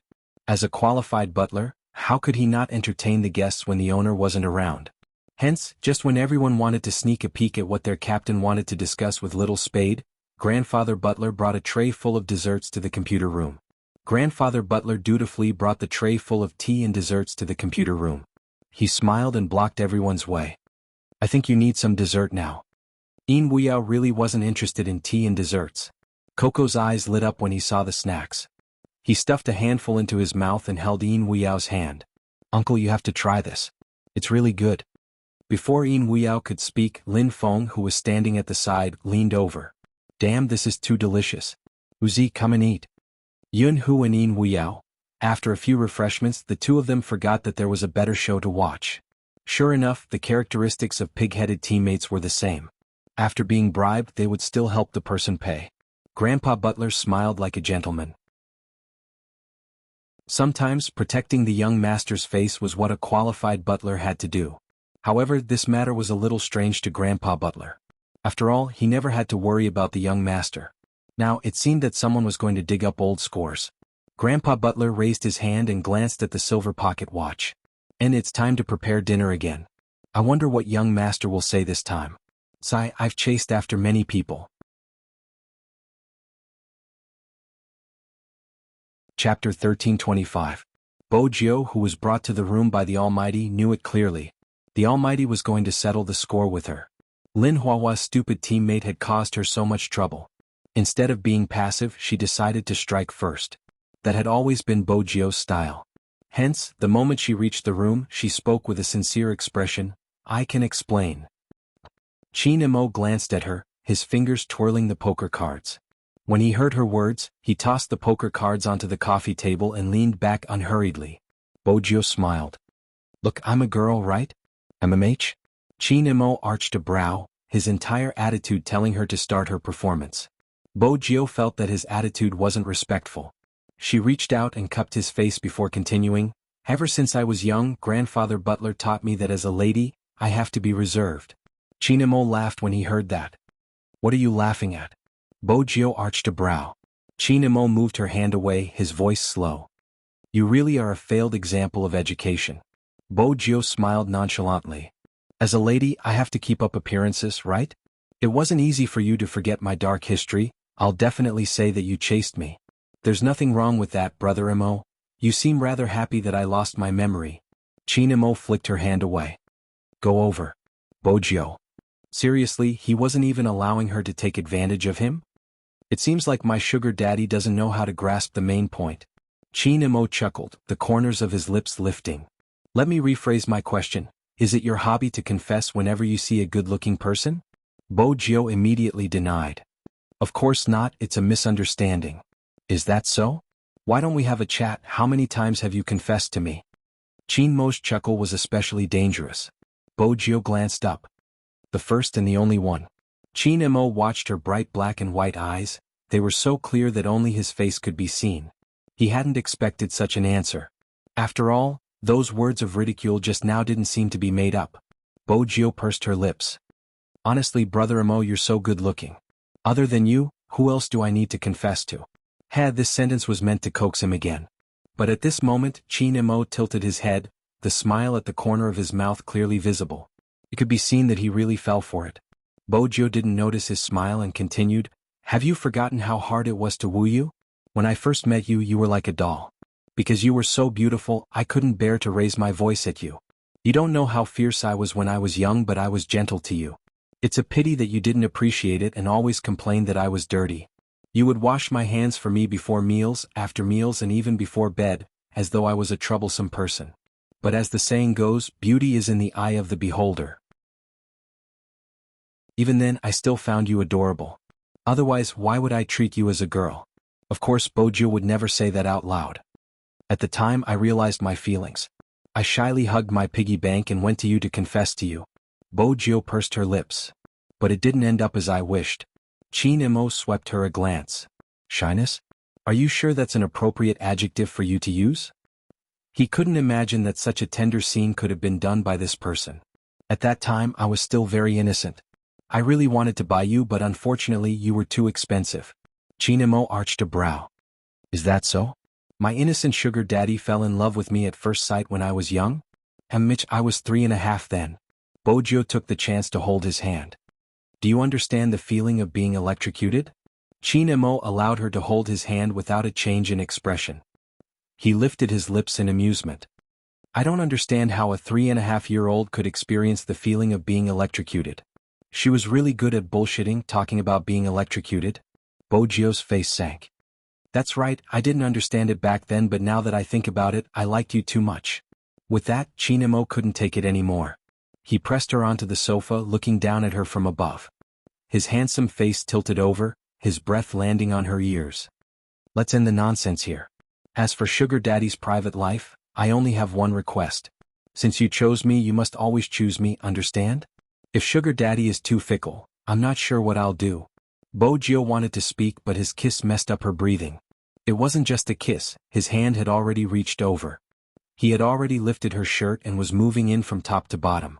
Bojio's entire body was burning. She couldn't shake off the numbness from his kiss. Her clothes and hair were messy and filled with an ambiguous sense of beauty. Her face was flushed red. The kiss by her ear gradually heated up, and even her legs felt a little weak. Because of his hands, her voice became a little choppy. We still have to play games outside. I know how to play. He leaned forward and planted a kiss on the side of her neck.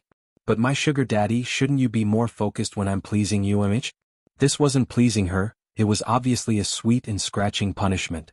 He almost rubbed her entire body, but he refused to let her. He was like a seductive demon as he whispered in her ear with a hoarse voice, Are you going to confess to other people, Ben, I've never done it. The sound of clothes rubbing against each other made Bojio even more uncomfortable. She decided to take the initiative, wrapping her long legs around his waist. Then she smiled and kissed his Adam's apple. She was like a mermaid at the bottom of the sea, full of charm. Speaking of which, Brother Emo, you're really good at enduring. Chinmo's gaze deepened because of her actions. The person in his arms knew all too well how to crush his rationality. It wasn't wrong to say that a beauty could see through one's bones. The smooth jade-like skin in his hands. Moreover, when she spoke, the corners of her lips lifted and the bewitching dot at the end of her eyes seemed to have been purposely placed there to seduce Scholar. She seemed to be ready, waiting for someone to pluck her. Her clothes were messy, her collarbones exquisite, the curves of her breasts round and round. Her top was lifted, revealing a smooth, white skin. It was enough to ignite anyone's impulses. Moreover, such a scene was created by him, including her emotions. Chinamo pulled his hand back, breaking into a slow smile. Do you want to stay in bed the entire day? Don't you want the game anymore? If that's the case, you can continue seducing me. Bo-Gyo changed her position, becoming a little gangster. What a pity the time and place aren't suitable. You don't have to feel pity, you can continue if you want. With that, Chinamo leaned forward, the smile on his thin lips obvious.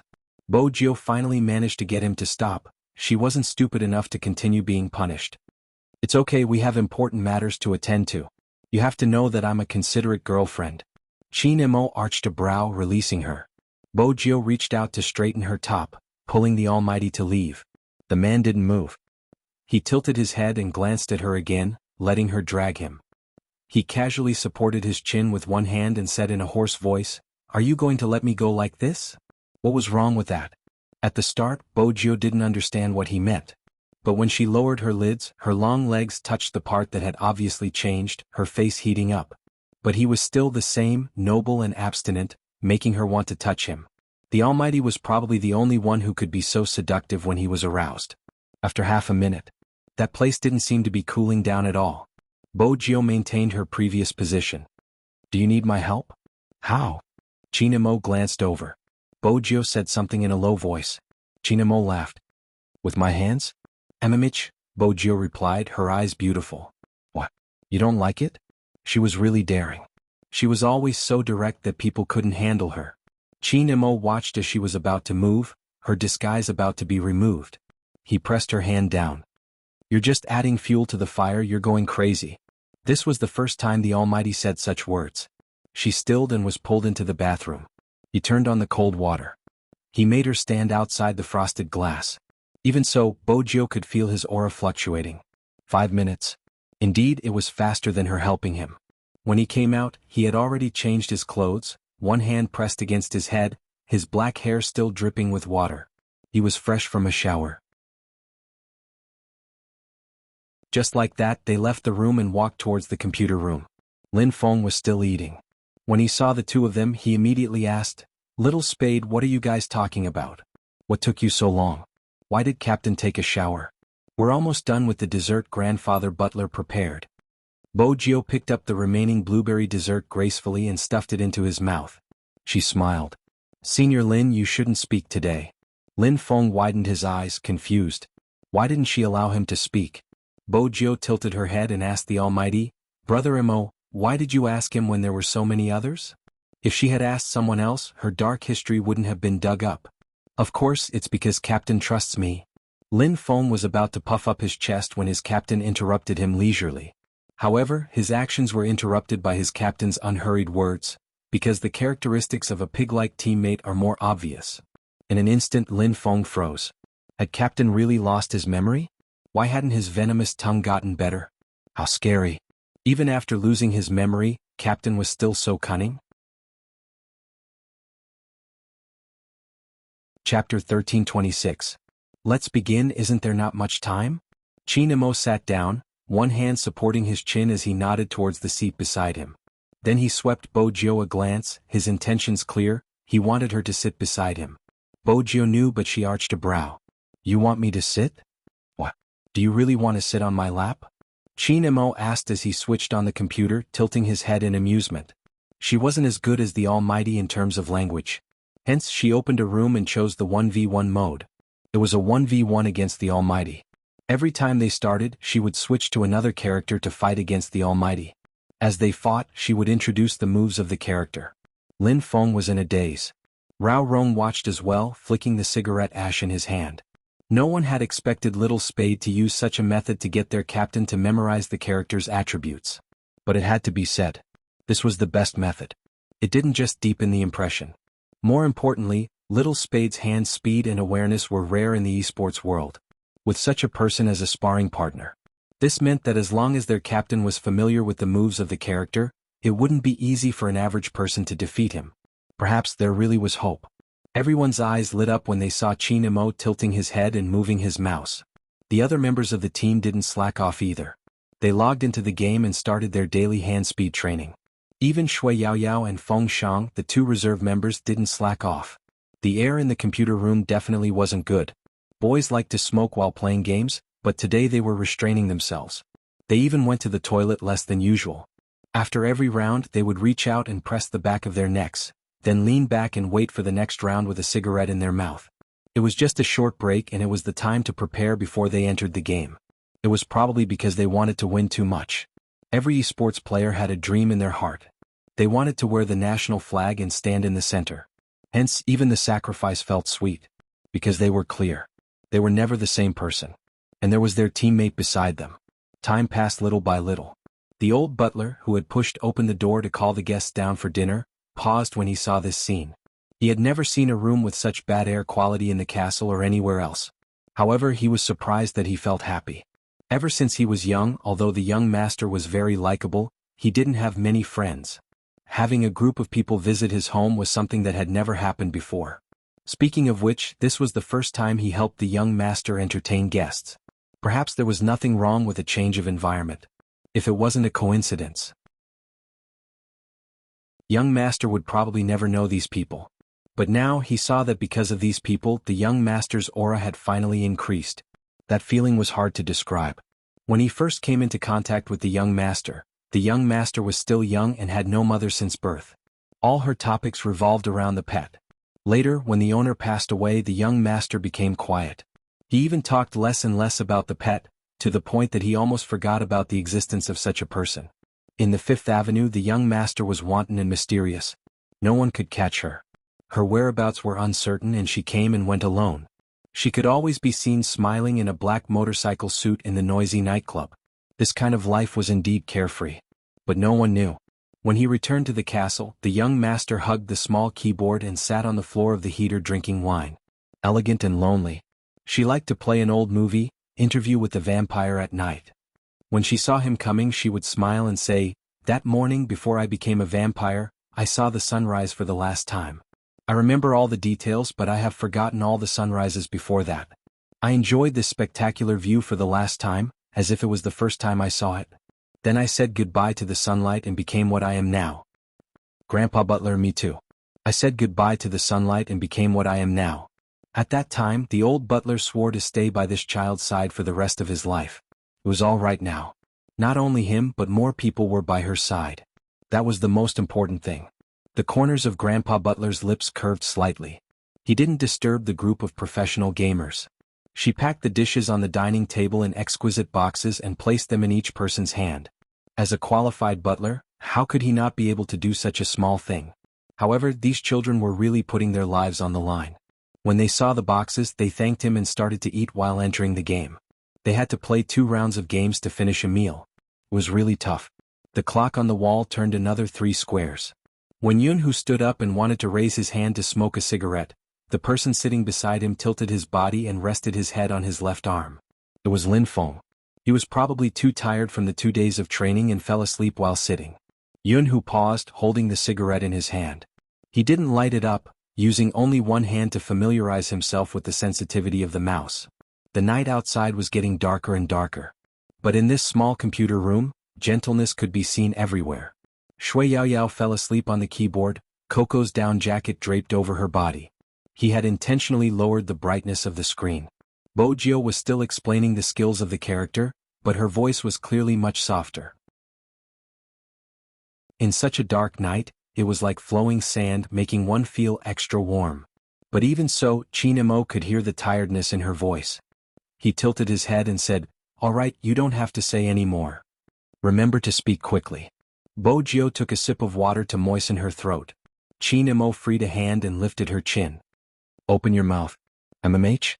The Almighty wanted to kiss her?" No, that wasn't possible. If he wanted to kiss her, she wouldn't have opened her mouth, he should have closed her eyes. However, the last time the Almighty made her close her eyes, he only told her to keep dreaming. He really didn't have a shred of humanity in him. Other people's boyfriends were meant to be sweet, but hers was probably meant to train her ability to withstand blows. What are you thinking about? Sure enough, a smile similar to the one before appeared on that extremely good-looking face, with a hint of playfulness.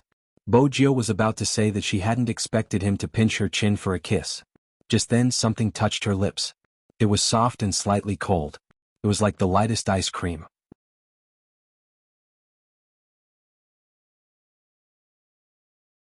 Chapter 1327.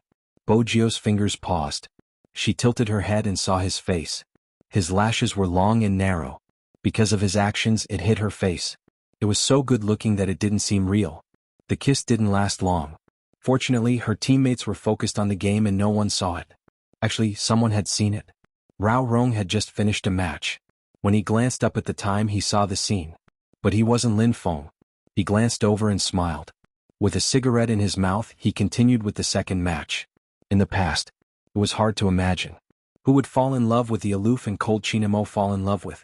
After all, when he had known him, he had been a youngster who only acted according to his preferences. He had been so cold that it had been a headache. He definitely didn't have much patience. He hadn't even batted an eyelash at the beautiful female casters. Regardless of how seductive they were, even if they were to stand naked in front of him, he would always have a mocking smile on his face. From the looks of it, when it came to love, he had to be gentle. Rao Rong clicked lightly, entering the next match. Bojio listened to the tapping of the keyboard. She glanced down at the wet lips after he had kissed her. Her heart started to race. But the Almighty was indeed the Almighty. When he didn't speak, he was as beautiful as a fairy. The moment he opened his mouth, he would reveal his true self. Just as you said, the kiss is over. Open your mouth and let me take a look. What am I looking at? Bojio did as she was told. Judging from the Almighty's expression, if she didn't listen, he would throw her out of the window. Chinamo looked at himself. When he saw the redness in the middle of her throat, his deep eyes narrowed slightly. As expected. Brother Imo? Bojio arched a brow. She didn't understand what he was looking at. He walked out and asked for a peppermint candy from someone. He stuffed it into her mouth and said in a lazy tone, "Say one more word and I'll quit the game." That was when Bojio realized that he was feeling heartache for her throat. She couldn't help but smile, but she couldn't make it too obvious. Otherwise, the Almighty would say that he was proud again. She sat there for a while before moving again. She leaned over and kissed his ear. Brother Imo, thank you. The candy is delicious. Chin Mo's hands paused. He forgot to deal damage and was killed by the tyrant. When he pulled himself out of that guy's aura, there was already a line of dots on the screen. Is my assassin sleepwalking? He was killed by the tyrant? An assassin can't even kill a monster. I feel like I'm going to lose again. Alright, my mentality has collapsed. How am I supposed to fight like this?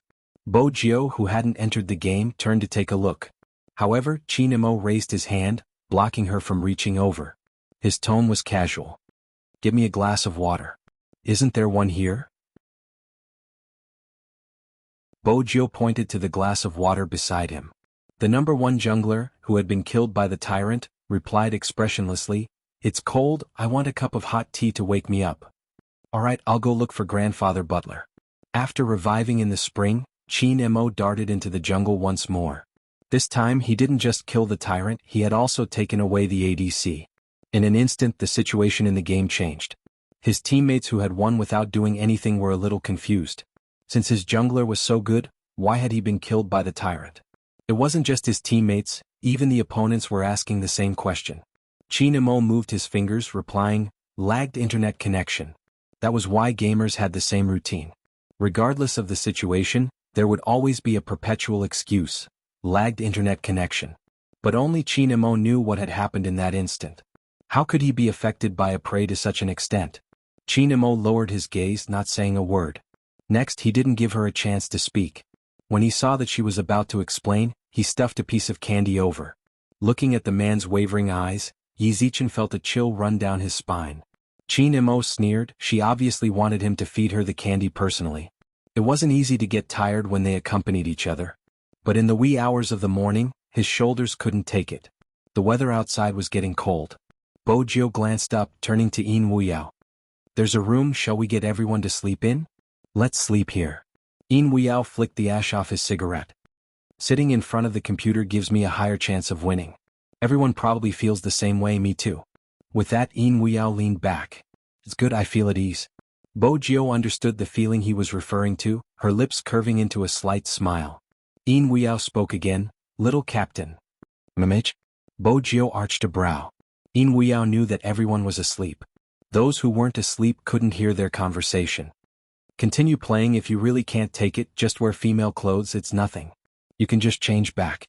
I promised my mom that I wouldn't play anymore." Bo Jiao tilted her head.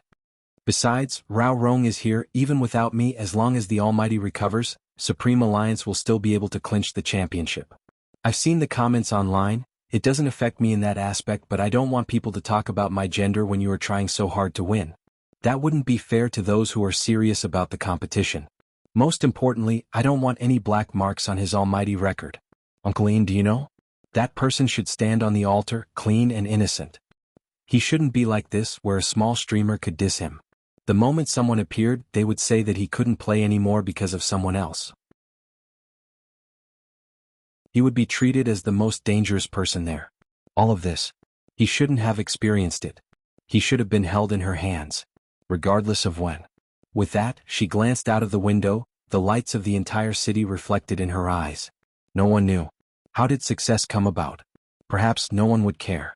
When this group of people was tired, they would just lie down on the keyboard and close their eyes to sleep. What was the reason?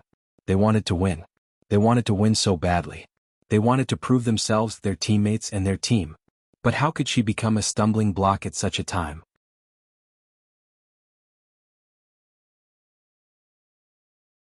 Chapter 1328. Night fell. Some people were working hard. Some people didn't understand. In the small computer room, everyone was thinking about fighting for a glimmer of hope. A piece of news appeared on a forum. The title was very eye-catching. Can this Almighty still represent China in the competition after losing his memory? Memory loss? When the netizens saw this word, they naturally clicked on it subconsciously. Then they saw the description above. The #1 jungler in the entire server, the most valuable MVP player. There are too many fans who label this Almighty. As someone who likes him, I have to admit that up until now, no one has been able to surpass him in terms of operational awareness. But now that he has lost his memory, everyone has seen the previous competition. There were 5 players and he actually lost 1 life to a streamer. At first, I didn't believe such a thing would happen to him. But when I saw the video, I knew that it wasn't his operation. Under normal circumstances, he wouldn't have achieved such a result. Some fans don't be in a hurry to talk about his hand injury. His hand injury isn't something that happened in a day or two. Everyone has seen it for themselves. Even during the National League when he faced the national champion Xiangnan, he didn't lose any of his drive. But look at his operation in this match. It's obvious that he has forgotten his previous awareness. Can he still represent our country in the competition? I know that no one is willing to see this team fall apart, but to be honest, he is really old.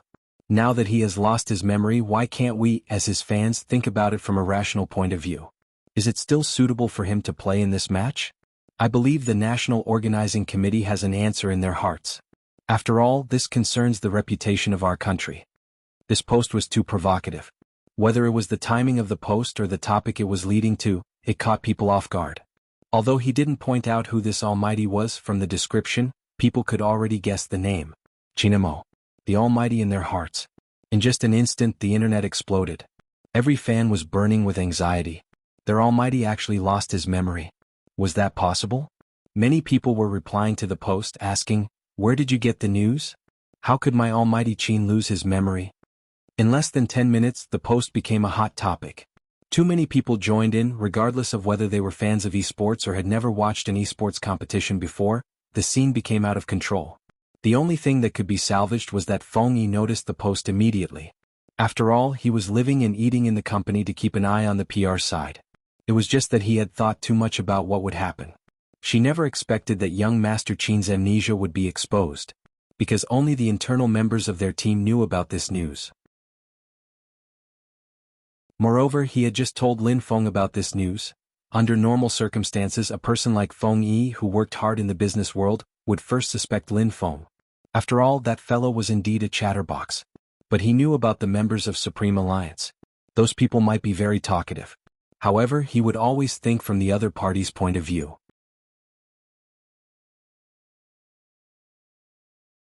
Chapter 1329. Moreover, it was a waste of time to think about who had leaked the secret. What he needed to do now was to salvage the situation. Feng Yi clicked on the mouse, reading the post 3 times. From the moment it was released until now, it had been problematic at every point. Firstly, it was the timing that the person had chosen. It was published in the wee hours. At this time, most of the people online were netizens. The company was basically in a state of rest. If he hadn't been mentally prepared, he wouldn't have seen this post. Secondly, if it had only been about young Master Qin's amnesia, it would have caused an uproar. But without the guidance at the back, he had other ways to deal with it. Supreme Alliance had never found excuses to evade anything. If the fans wanted to know, they could ask the officials directly. But the person who made the post didn't just want to expose young Master Qin's amnesia. The crux was the latter point. It involved the country's reputation, which would definitely make people feel that this matter had to be resolved. This wasn't a post made by a fan. A fan wouldn't do such a thing. Feng Yi frowned. He didn't expect the committee to not care about this matter. Even if they hadn't cared in the past with the influence of the internet, the committee would have their own considerations. Feng Yi stood up. His first reaction was to use all his connections. He didn't care about the time anymore, dialing a string of numbers. Hello, Boss Lee? It's like this, there's something.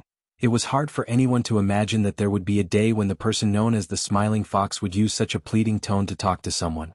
But before he could finish, the person on the other end of the line interrupted him. Little Feng, I saw the incident with Supreme Alliance. Boss Qin's amnesia is a huge matter, how dare you hide it? It's not that I want to criticize you, but why are you getting worse and worse? It's such a huge piece of news, it's impossible for me not to expose it. I've given you enough face, so don't call me anymore. He wasn't calling Boss Feng warmly, but Little Feng. Feng Yi's fingers froze when he heard the busy tone. The little assistant had woken up as well, watching from the side. Her eyes reddened instantly. What she didn't expect was that the man standing in front of the desk didn't pause at all and made a second call. Again and again he was rejected and even mocked. In the end, someone finally agreed to talk to the organizing committee, but it was just a casual talk. The little assistant looked at CEO Feng, who reached out to tug open his collar, and felt that it was too difficult. How could he still smile when it was so difficult? Thank you, Mr. Zhang. I'll treat you to a drink later. After Feng Yi hung up, the assistant walked over and saw him light a cigarette. She called out, CEO Feng. Feng Yi acted as if he hadn't heard anything, obviously thinking about something else. The young assistant raised her voice. How did you do it? What? Like now, I can endure those things. Feng Yi paused, his thin lips curving upwards. Back when Supreme Alliance was first established, we encountered a lot of such incidents. We are an esports company that deals with the internet. Back then, no one admitted that Supreme Alliance could become popular. We only relied on young Master Qin's face to pull in many resources. Compared to then, things are better now. You call this better? The little assistant didn't understand. Feng Yi chuckled. Of course it's better. Now we are a team that won't embarrass anyone on the battlefield. It's been 3 years and we still have the fans that have been following Supreme Alliance for 3 years. But those fans. The little assistant was agitated. If it wasn't for them online, before the little assistant could finish, Feng Yi interrupted her. Don't you misunderstand the word fans? Of course, those troublemakers aren't fans. The fans I'm talking about are the people who are still waiting for young Master Qin and Little Spade to come back. They have feelings. Feelings are a mysterious thing, but everyone will think about it in the dead of night. There is a group of people who, even if they are scarred, broken, and no longer perfect, they will still be able to see them. But what they want to see the most is this group of people, a team that doesn't have a single member. The little assistant was almost disheartened after reading so many replies. Do such fans exist? Yes. Feng Yi glanced back, his eyes bright. There is one thing you have to believe, the type of team Supreme Alliance leaves behind depends on the type of people. The little assistant froze. Everyone said he was a cunning businessman. But once a businessman had feelings, he was even more eye-catching than an ordinary person. Feng Yi didn't dwell on this question for long. He lifted his wrist. It's 1 a.m. now. Make some preparations. One of the team members will be chosen for an interview tomorrow. It's best for the members of Supreme Alliance to talk about it. I'm heading over to the committee. Boss Feng, aren't you going to delete the post? The little assistant was shocked since it was posted on their official account. Feng Yi glanced up. There's no use. The little assistant froze. This was the first time she heard the word, no use, from a man's mouth. The sky outside was dark. It was so dark that there seemed to be no light. It was 1:30 am. Quan sat in front of the computer typing a string of words. The words you taught me are indeed impressive. The internet is in a mess. Even if the Almighty has a strong background, he will have to leave this time. Don't be anxious, this is just the first step. The person replied quickly.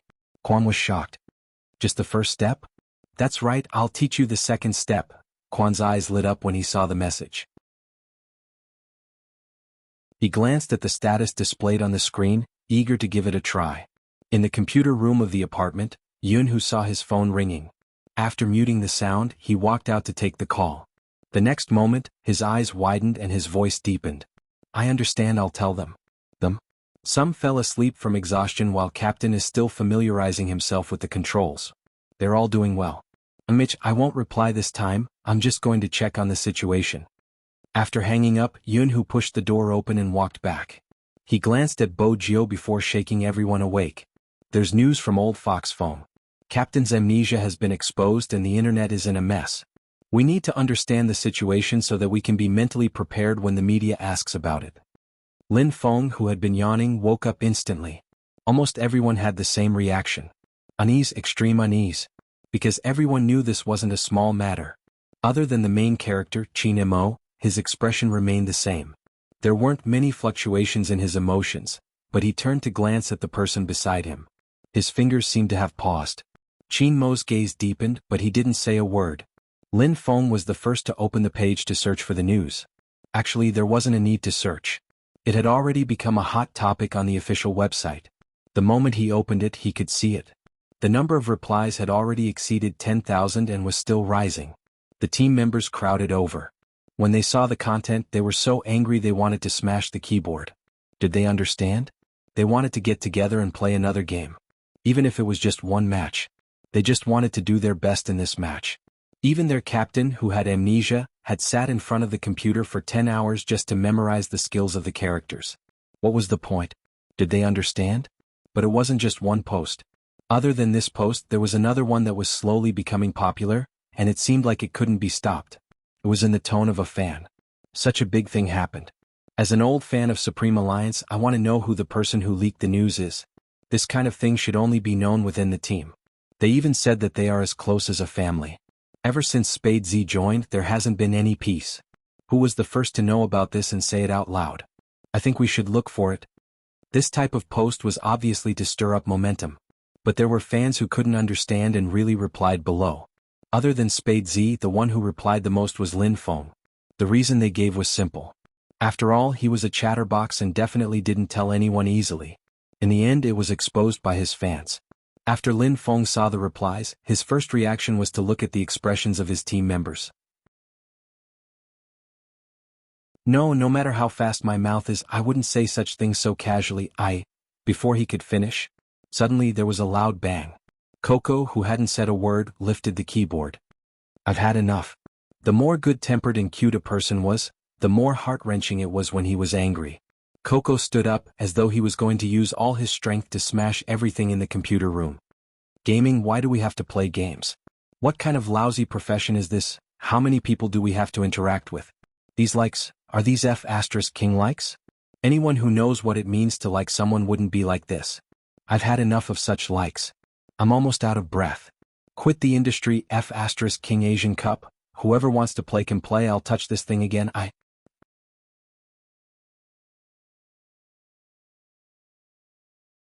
Chapter 1330.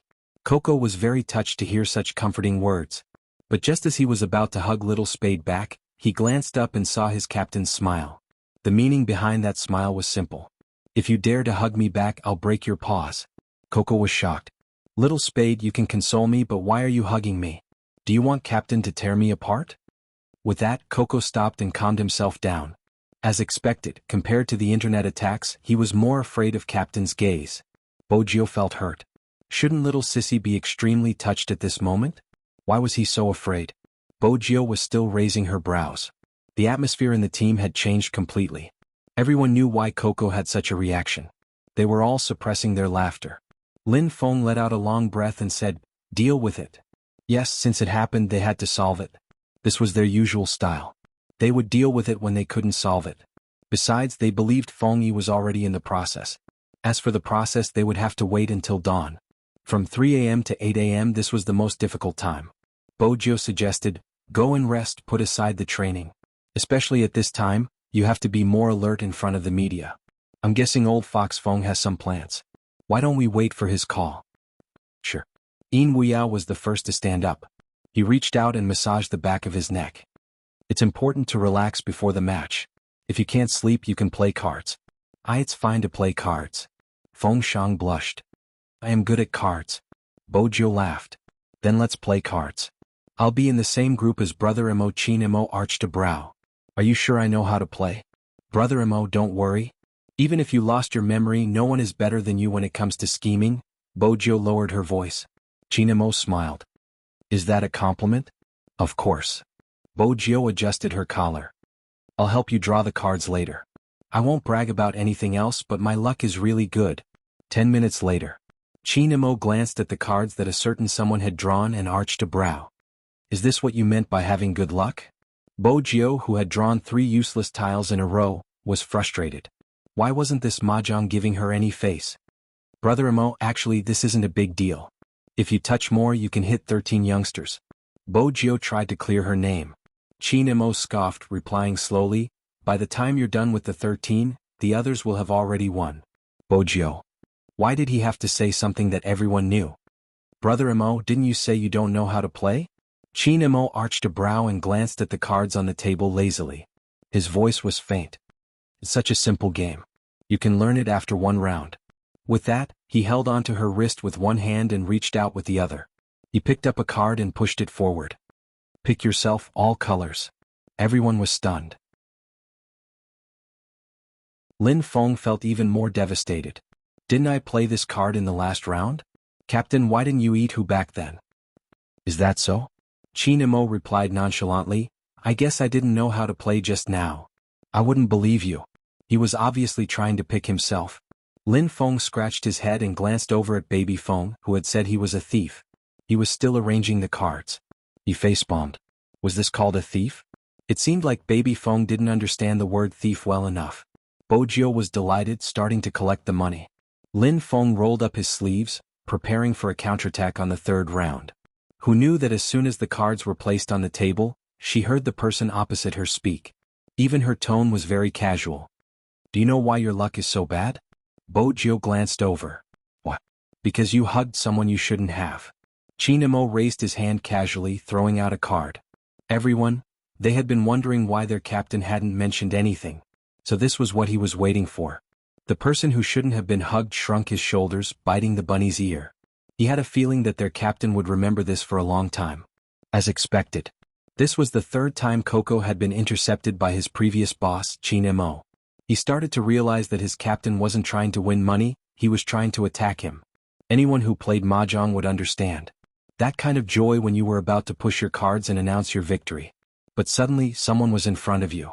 You would feel like your entire life was gloomy. And it wasn't just the 1st time, it was the 3rd time. 3 times. Coco was starting to miss the good things about his fans. Compared to his little plushies, the captain was simply not human. His teammates who were playing mahjong at the same table had to hold back their laughter. The atmosphere was exceptionally harmonious. Wuya was right.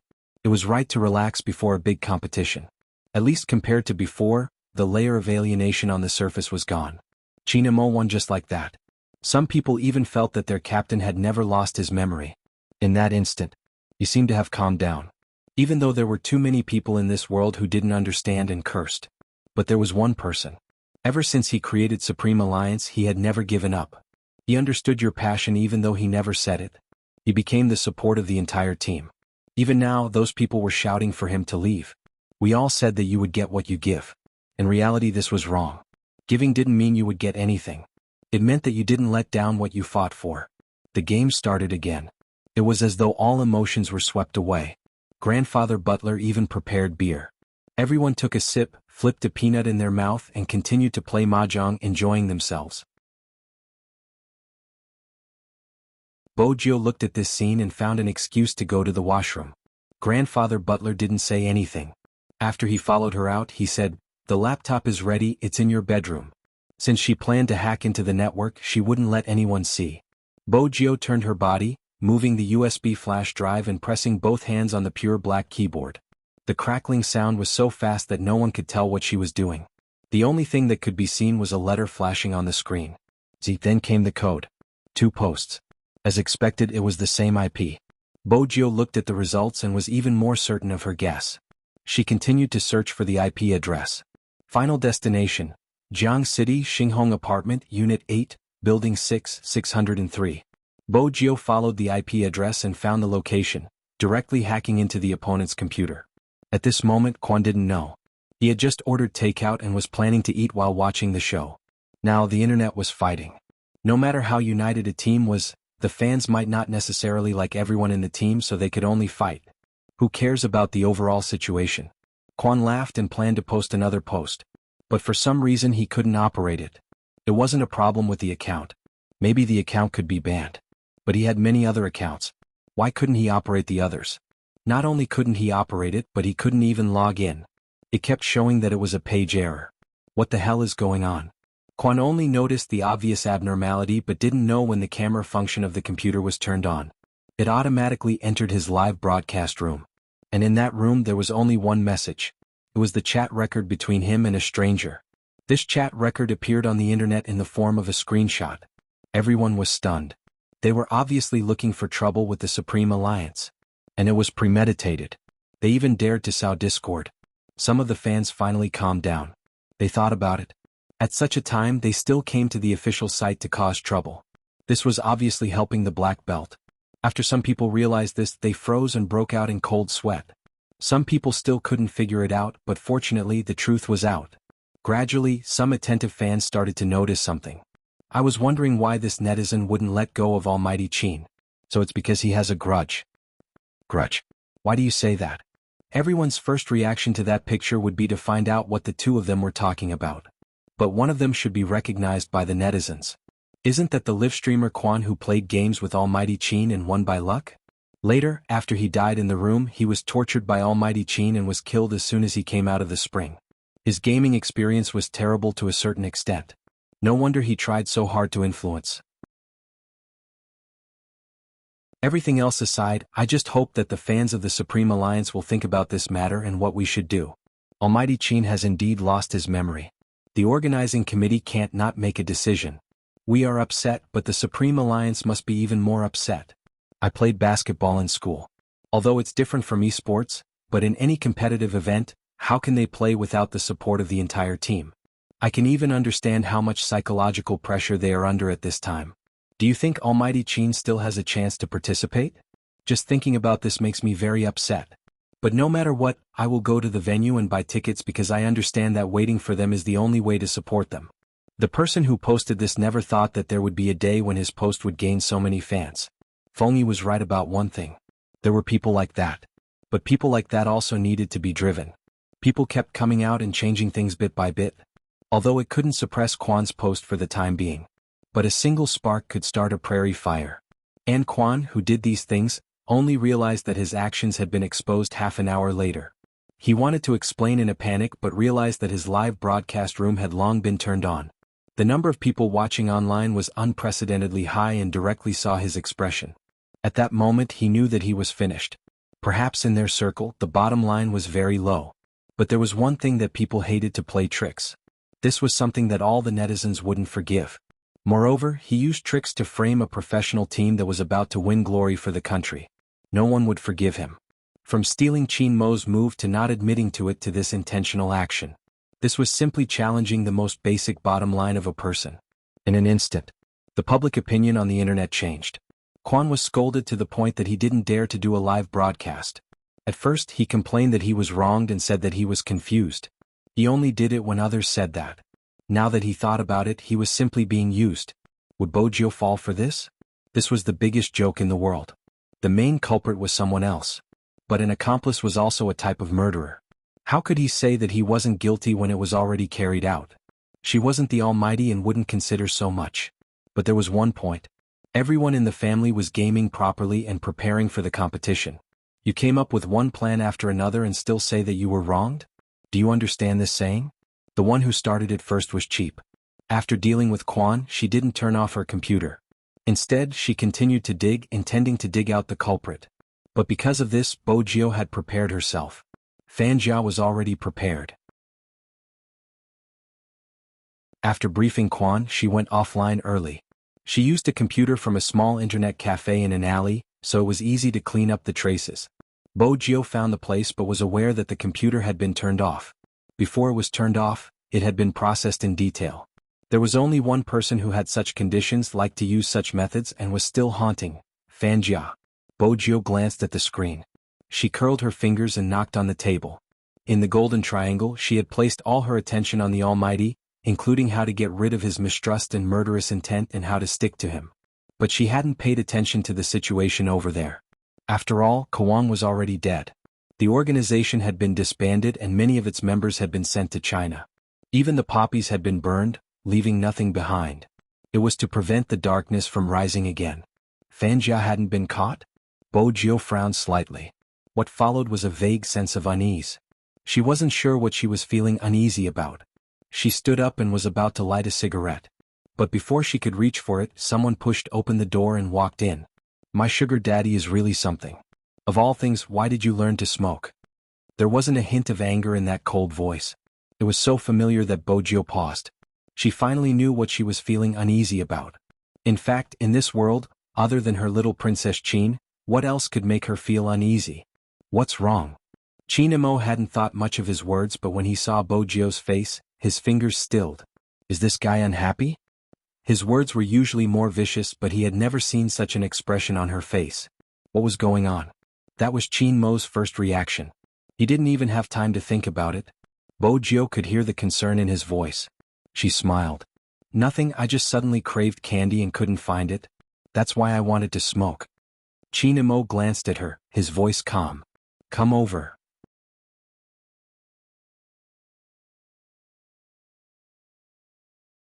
Chapter 1331. Bo Jiao walked over. The moment she walked over, she was pulled into his embrace. She could smell the faint scent of mint and tobacco. It seemed as though even after an entire night, he would still feel refreshed. He didn't seem like someone who had just left the poker table. There's no sugar this time, there's artificial warmth, do you want it? Qin Mo's voice was faint. Bo Jiao chuckled. Can I give you another kiss? Dream on. Qin Mo hugged her in his arms. After rejecting her, he lowered his lids and planted a light kiss on the top of her head. Bo Jiao stilled, hugging him with a slight smile. Even the air she breathed in was sweet. The people around the table were smart enough not to ask where their captain had gone. At the start, they were still in a heated discussion. Everyone's mind was preoccupied with this matter, so it was impossible for them to fall asleep. At around 4 p.m., Feng Yi called to inform them that there was a change in the public opinion and for them to rest. Lin Feng couldn't believe his ears. After all, under normal circumstances after such an incident, it would take 2 days for the heat to subside. He hadn't expected the change to happen so quickly. Feng Yi didn't hide it from him. Someone helped us and found the person who posted it.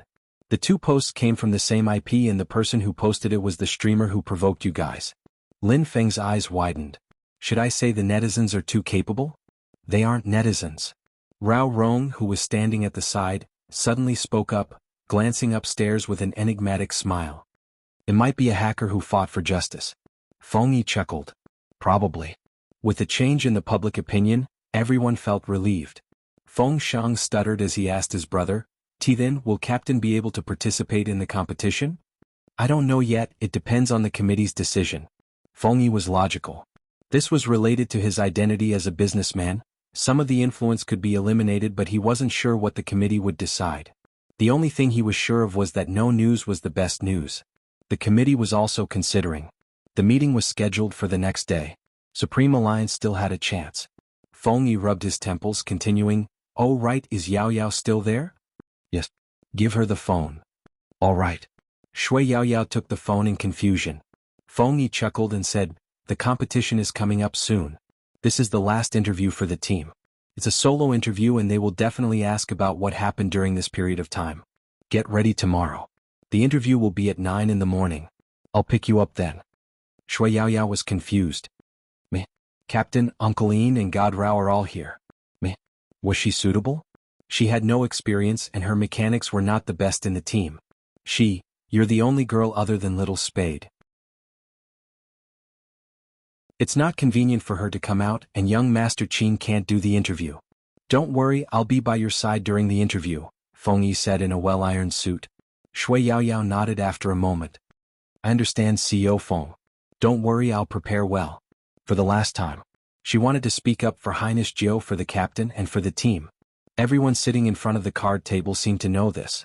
The captain might not be able to play. Because his amnesia was a fact. It was destined to be a sleepless night. Even Bo Jiu couldn't sleep well, even though Qin Mo was within her reach. She furrowed her brows. She didn't know why, but she dreamt of the time when she had left when they were young. She had leaned against the car window wanting to take one last look at him. But she had forgotten that the night before, they had gotten into an argument. In 2 days it would be the Chinese New Year. He must be preparing to return to China for Chinese New Year. He must be packing his luggage in his room. Why would he be waiting for her in the courtyard? That was why she had been so depressed that day. They had parted because of an argument. At that time, Bo Jiu had thought that if they had parted happily, they might have been able to maintain communication. But when she had sneaked back to take a look, he had disappeared. The scene in her dream made Bo Jiu grab Qin Mo's hand instinctively. She tightened her grip. Qin Mo's eyes deepened. What exactly was she dreaming about? Was she that sad? Qin Mo reached out and lifted her chin. After caressing it, he leaned forward and planted a kiss on her lips. This was the little gangster's favorite. But this time it didn't change. Qin Mo looked at her face. It felt as though there was a rock pressing down on his chest. It was unusually irritating. That was enough, she was just a prey. You have already invested too much attention on her. That was enough. That was what he thought, but he hugged her, the kiss deepening. His motive was to wake someone up. Bo Jiu was indeed awake. When she realized that the Almighty was kissing her, she paused and wanted to return it. But Qin Mo reached out to stop her. Tell me, what did you dream about? In America we were still young.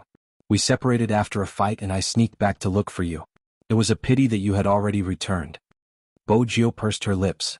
Perhaps it was because of her small and tender face that even someone like Qin Mo could comfort her. It was just a dream. It wasn't a dream, it was real. Bo Jiu looked into his eyes. It really happened. So, Brother Mo, promise me something. Don't leave me, alright? I'm so good looking and rich. I can even take revenge for you in the game. Where are you going to find such a good sugar daddy? Qin Mo replied slowly, the points you mentioned are easy to find, but it isn't easy to find someone as thick-skinned as you. Bo Jiu. She thought he had become gentler when he took the initiative to kiss her. As expected, gentler wasn't the word used on the Almighty. That's why I don't intend to waste any more effort. Qin Mo reached out to pinch her face. Coincidentally, I like your thick skin. Bo Jiu smiled, reaching out to hug his waist. She wanted to say that it was fine if he didn't regain his memory. It would be fine as long as he was by her side. But she was worried that with his personality, he wouldn't be able to regain his memory. Thus, she decided to forget it. It was better to be together like this. This time it wasn't a nightmare. He held her in his arms and pressed her head against his shoulder. He had no intention of letting go. The two of them were good-looking to begin with. Their posture, coupled with the faint rays of the morning sun, made them look even more beautiful. He was wearing a white sweater while she was leaning against him. Both of their sides were enough to cause a scream. But it seemed as though they belonged only to each other. The next day, the sun was just right. Qin Mo's participation was still up in the air. The outcome wasn't something anyone could control. But Feng Yi still wanted to give it a try. No one knew he hadn't slept the entire night. Except for the shadow following behind him.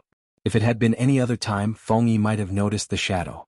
But right now, all he could think of was how to tell the truth about Qin Mo to the committee and the fans who no longer believed in him. He wanted to tell them that even if he had lost his memory, his instincts were still there. He was an important pillar of support for the team. Hence, Feng Yi spent 3 hours to compile a detailed introduction. There wasn't any sensational content, just Qin Mo's statistics for the day. After he was done, he started contacting the media. There wasn't any time to rest. Until he drove to Little Spade's apartment to fetch Shui Yaoyao. That was when Fan Jia knew her chance had come. That's right, she had been keeping an eye on Feng Yi's movements since yesterday. She wanted to find out where he was. She had already analyzed it. The afternoon she had alighted, all the members of Supreme Alliance had left the club. But she didn't know where they had gone. The Asian Cup was around the corner. It wasn't possible for them to have fun at this time. Or to move out as a group. Unless they were meeting someone important. That could only be Chinemo. It was a pity she had missed the first chance to follow him. Ever since she had missed the previous chance, she had been keeping an eye on Feng Yi. But this person was really too smart. He was so smart that she had almost been discovered twice. Fortunately, he had been extremely busy recently. Coupled with the things she had created, he wasn't as indestructible as before. She had followed him for so long, and today she had finally found a small loophole. She stood at the foot of the building, her lips curling upwards. She glanced at the rising elevator and memorized the number. Her eyes dimmed and she hid again. Regardless of what she wanted to do, she couldn't let anyone see her. At least it wasn't suitable now. Fan Jia pressed down on the brim of her cap and smiled. She had finally found him and was about to snatch him back to her. She couldn't be like this. She should change out of her smelly clothes and put on some makeup since it was still early before nightfall. She had plenty of time. Deep down, Fan Jia didn't feel that there was anything wrong with ruining Qin Mo's competition. That kind of person should go and do bigger things. Whatever she did, it was because she liked him. He wouldn't blame her. But Fan Jia had never thought about it. How could she talk about liking someone after ruining their most important thing? Upstairs, Feng Yi saw the few people still rubbing their eyes. He smiled. "Why are you all up so early?" "I just slept." With that, Rao Rong added, afraid that he would be burdened. "We played until 4 a.m., the two people on the second floor probably can't be woken up." Lin Feng even kicked his pillow on the floor. Feng Yi glanced up at the clock. "The results will be out in the afternoon. I'm going to fetch Yao Yao for an interview." "MMH." Rao Rong opened his mouth wanting to say something. In the end he only smiled. "Good luck." Feng Yi hooked his jacket with one hand. "I will." Just from the fact that Feng Yi had specially come to fetch her. It was obvious how important this interview was. Everyone seemed to be aware of it. Supreme Alliance had really been pushed to the lowest point. There were voices of support and opposition online. But at this moment, the more support there was, the greater the chances of them winning. The committee would make a decision in the afternoon. Feng Yi used his many years of connections to exchange for a promise that he wouldn't use them to stir up trouble. He would only let them say what they wanted to say on the last day before the competition. It was too difficult. The longer they stayed in the industry, the more they understood what it meant. Today Shui Yaoyao was different. She usually didn't wear makeup and she even cut her hair, leaving it down to her shoulders. She was wearing the team uniform that Bo Jiao had given her the other day. On it, she had written the words "Your Highness Jiao" and the bright support symbol. It was as if she wanted to tell everyone about it. Supreme Alliance hadn't fallen. Feng Yi paused slightly when he saw Shui Yaoyao. Then he reached out and caressed her head. "Good girl." The clock pointed at 8 a.m. The well-mannered grandfather butler didn't ask them to stay for breakfast because he knew they had more important things to do. 9:30 a.m. The interview room of a certain platform was ready. After Shui Yaoyao sat down, the host said, "I saw your solo match, it was amazing." "Thank you." Shui Yaoyao knew the host would be polite. The interviewer smiled. "Can you tell us how you got to where you are now? Your growth has surprised many people." "Firstly, it's because I like it, and secondly, it's because my teammates are here." Shui Yaoyao still couldn't let it go. "They helped me a lot." The interviewer changed the topic, landing on the most controversial topic of the day. Recently, Supreme Alliance has attracted a lot of attention online. But this time it's different. The previous time it was about your vice captain, Spade Z. This time it's your captain, Chinemo. Are you feeling complicated?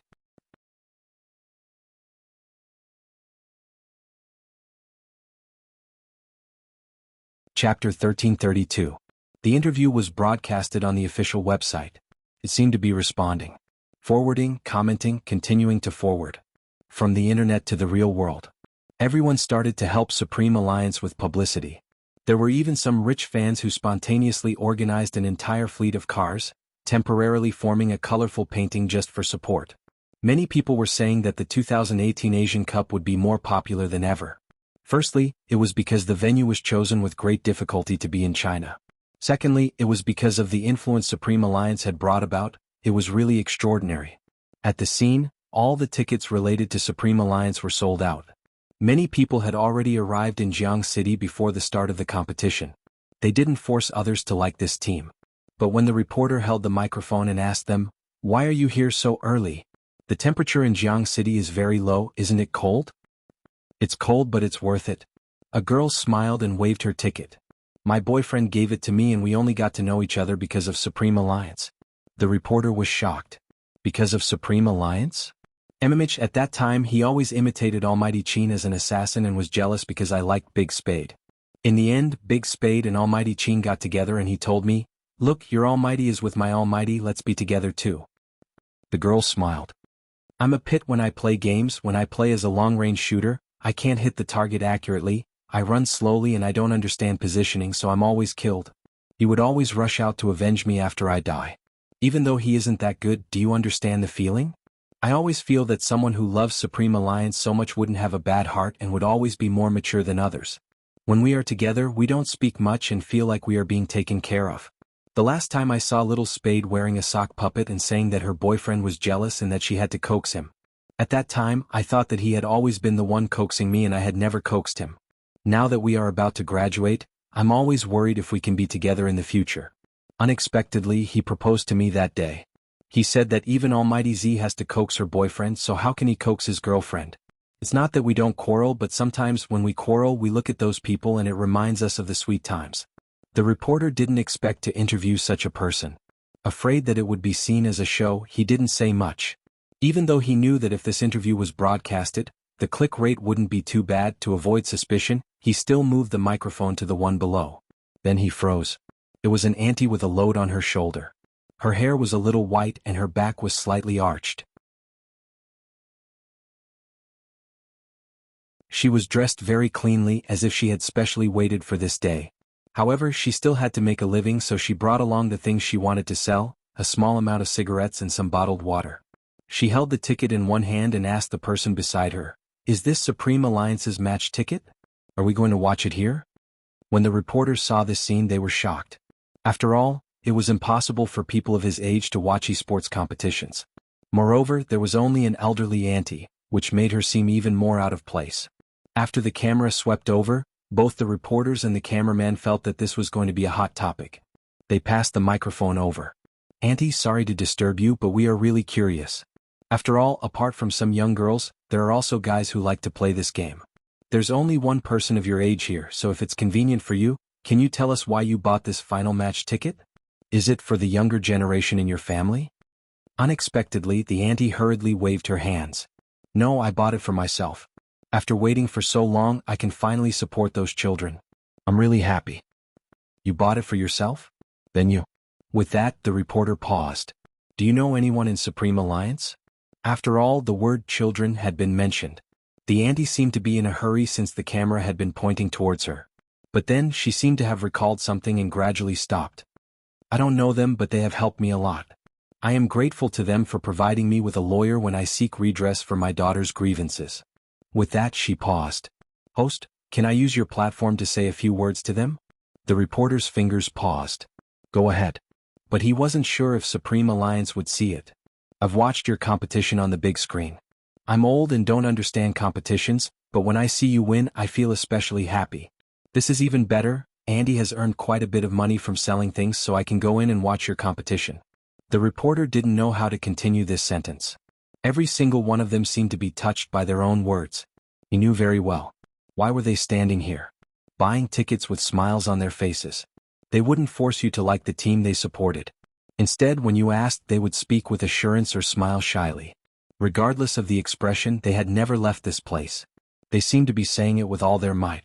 "You might think that we are just fireflies, but together we are a torch. A torch that protects the team." "Are we still interviewing?" the cameraman asked. Originally, they wanted to catch some questions from the scene to create a topic of discussion. But it was obvious that this time, they were destined to return empty-handed. The reporter had played games before, but that was a long time ago. Back then, there wasn't even a Supreme Alliance. They didn't really like it, but the games that seemed to appear in their lives. King of Fighters, Super Mario, Dance Group, Crossing the Line of Fire, Warcraft, Jade Dynasty, and now Hero. These were all familiar names that seemed to remind them of that period of time, what they were like, what kind of friends they had by their side, and what they were closer than lovers. They would talk about everything, even going to the toilet together, having little secrets between girls. They would climb walls together, learn to smoke, and be worried that their parents would see them, turning on the electric fan and blowing continuously. In the end, if they didn't blow clean, they would fight, using the excuse that it was a battle between men. In reality, they hadn't even grown their hair back then. The reporter lowered his head, looking at the template that someone had given him. With a wave of his hand, the paper was torn to shreds. Of course we have to interview them, but we have to do it according to the actual situation. But above, I'll take responsibility. 2 words, end. You're tuning in to the Han Lee's Wuxia Chronicles YouTube channel. We're so grateful for your support, and don't forget to subscribe to join us on this incredible journey through captivating stories. Your generosity through donations truly makes a world of difference, as it's the primary source of revenue that allows me to expand and enhance this channel for you. Thank you from the bottom of my heart for being a part of this adventure.